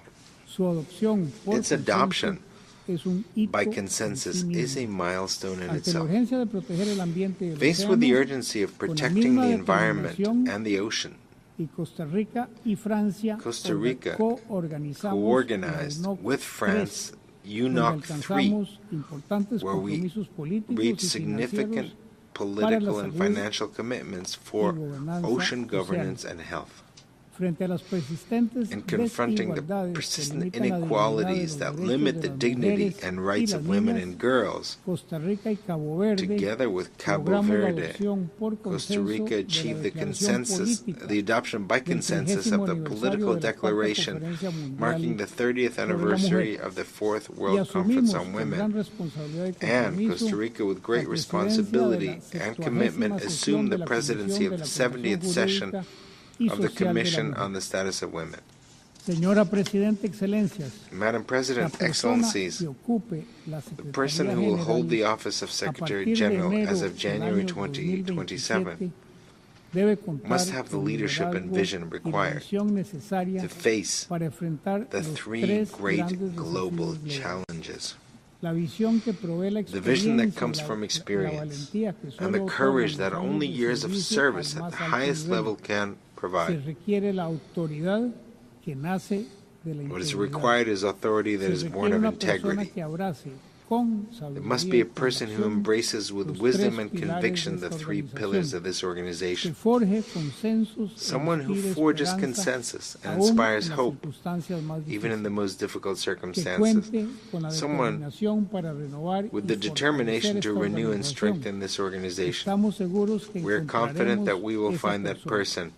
And we are confident also that we will find that person in our region, because it is the turn of Latin America and the Caribbean. The world has changed, and our organization must change with it. But what cannot change is our commitment to the spirit of San Francisco and the determination that took us there. Thank you. Agradezco al Ministro de Asuntos Exteriores y de Culto de Costa Rica. And Worship of Costa Rica.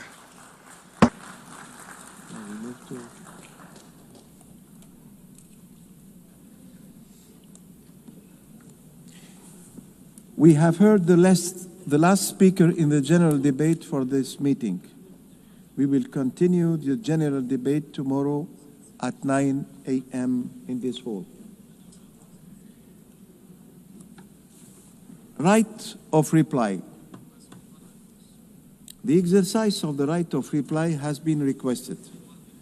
May I remind members that statements in the exercise of the right of reply are limited to 10 minutes for the first intervention and to 5 minutes for the second intervention, and should be made by delegations from their seats.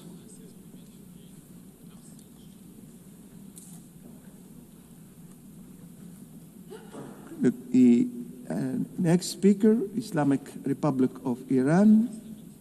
I call on the representative of Iran. You have the floor. Thank you, Mr. President.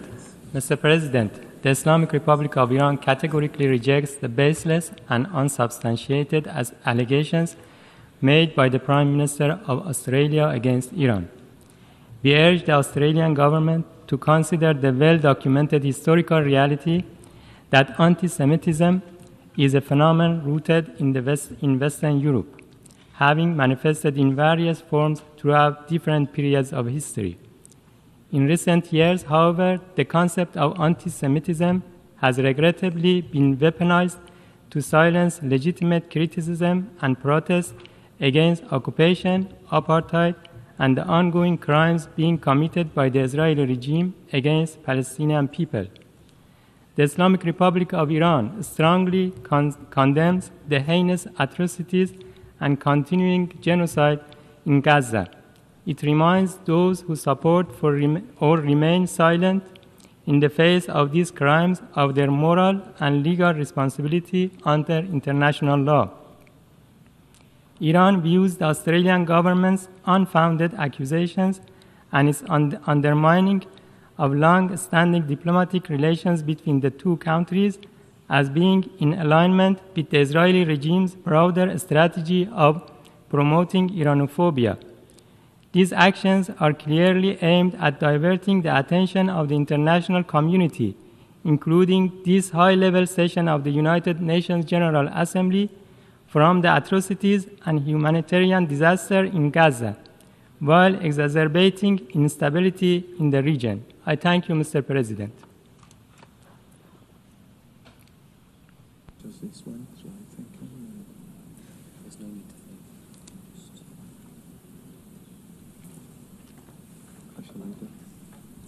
The meeting is adjourned. I did it well. Yeah, we.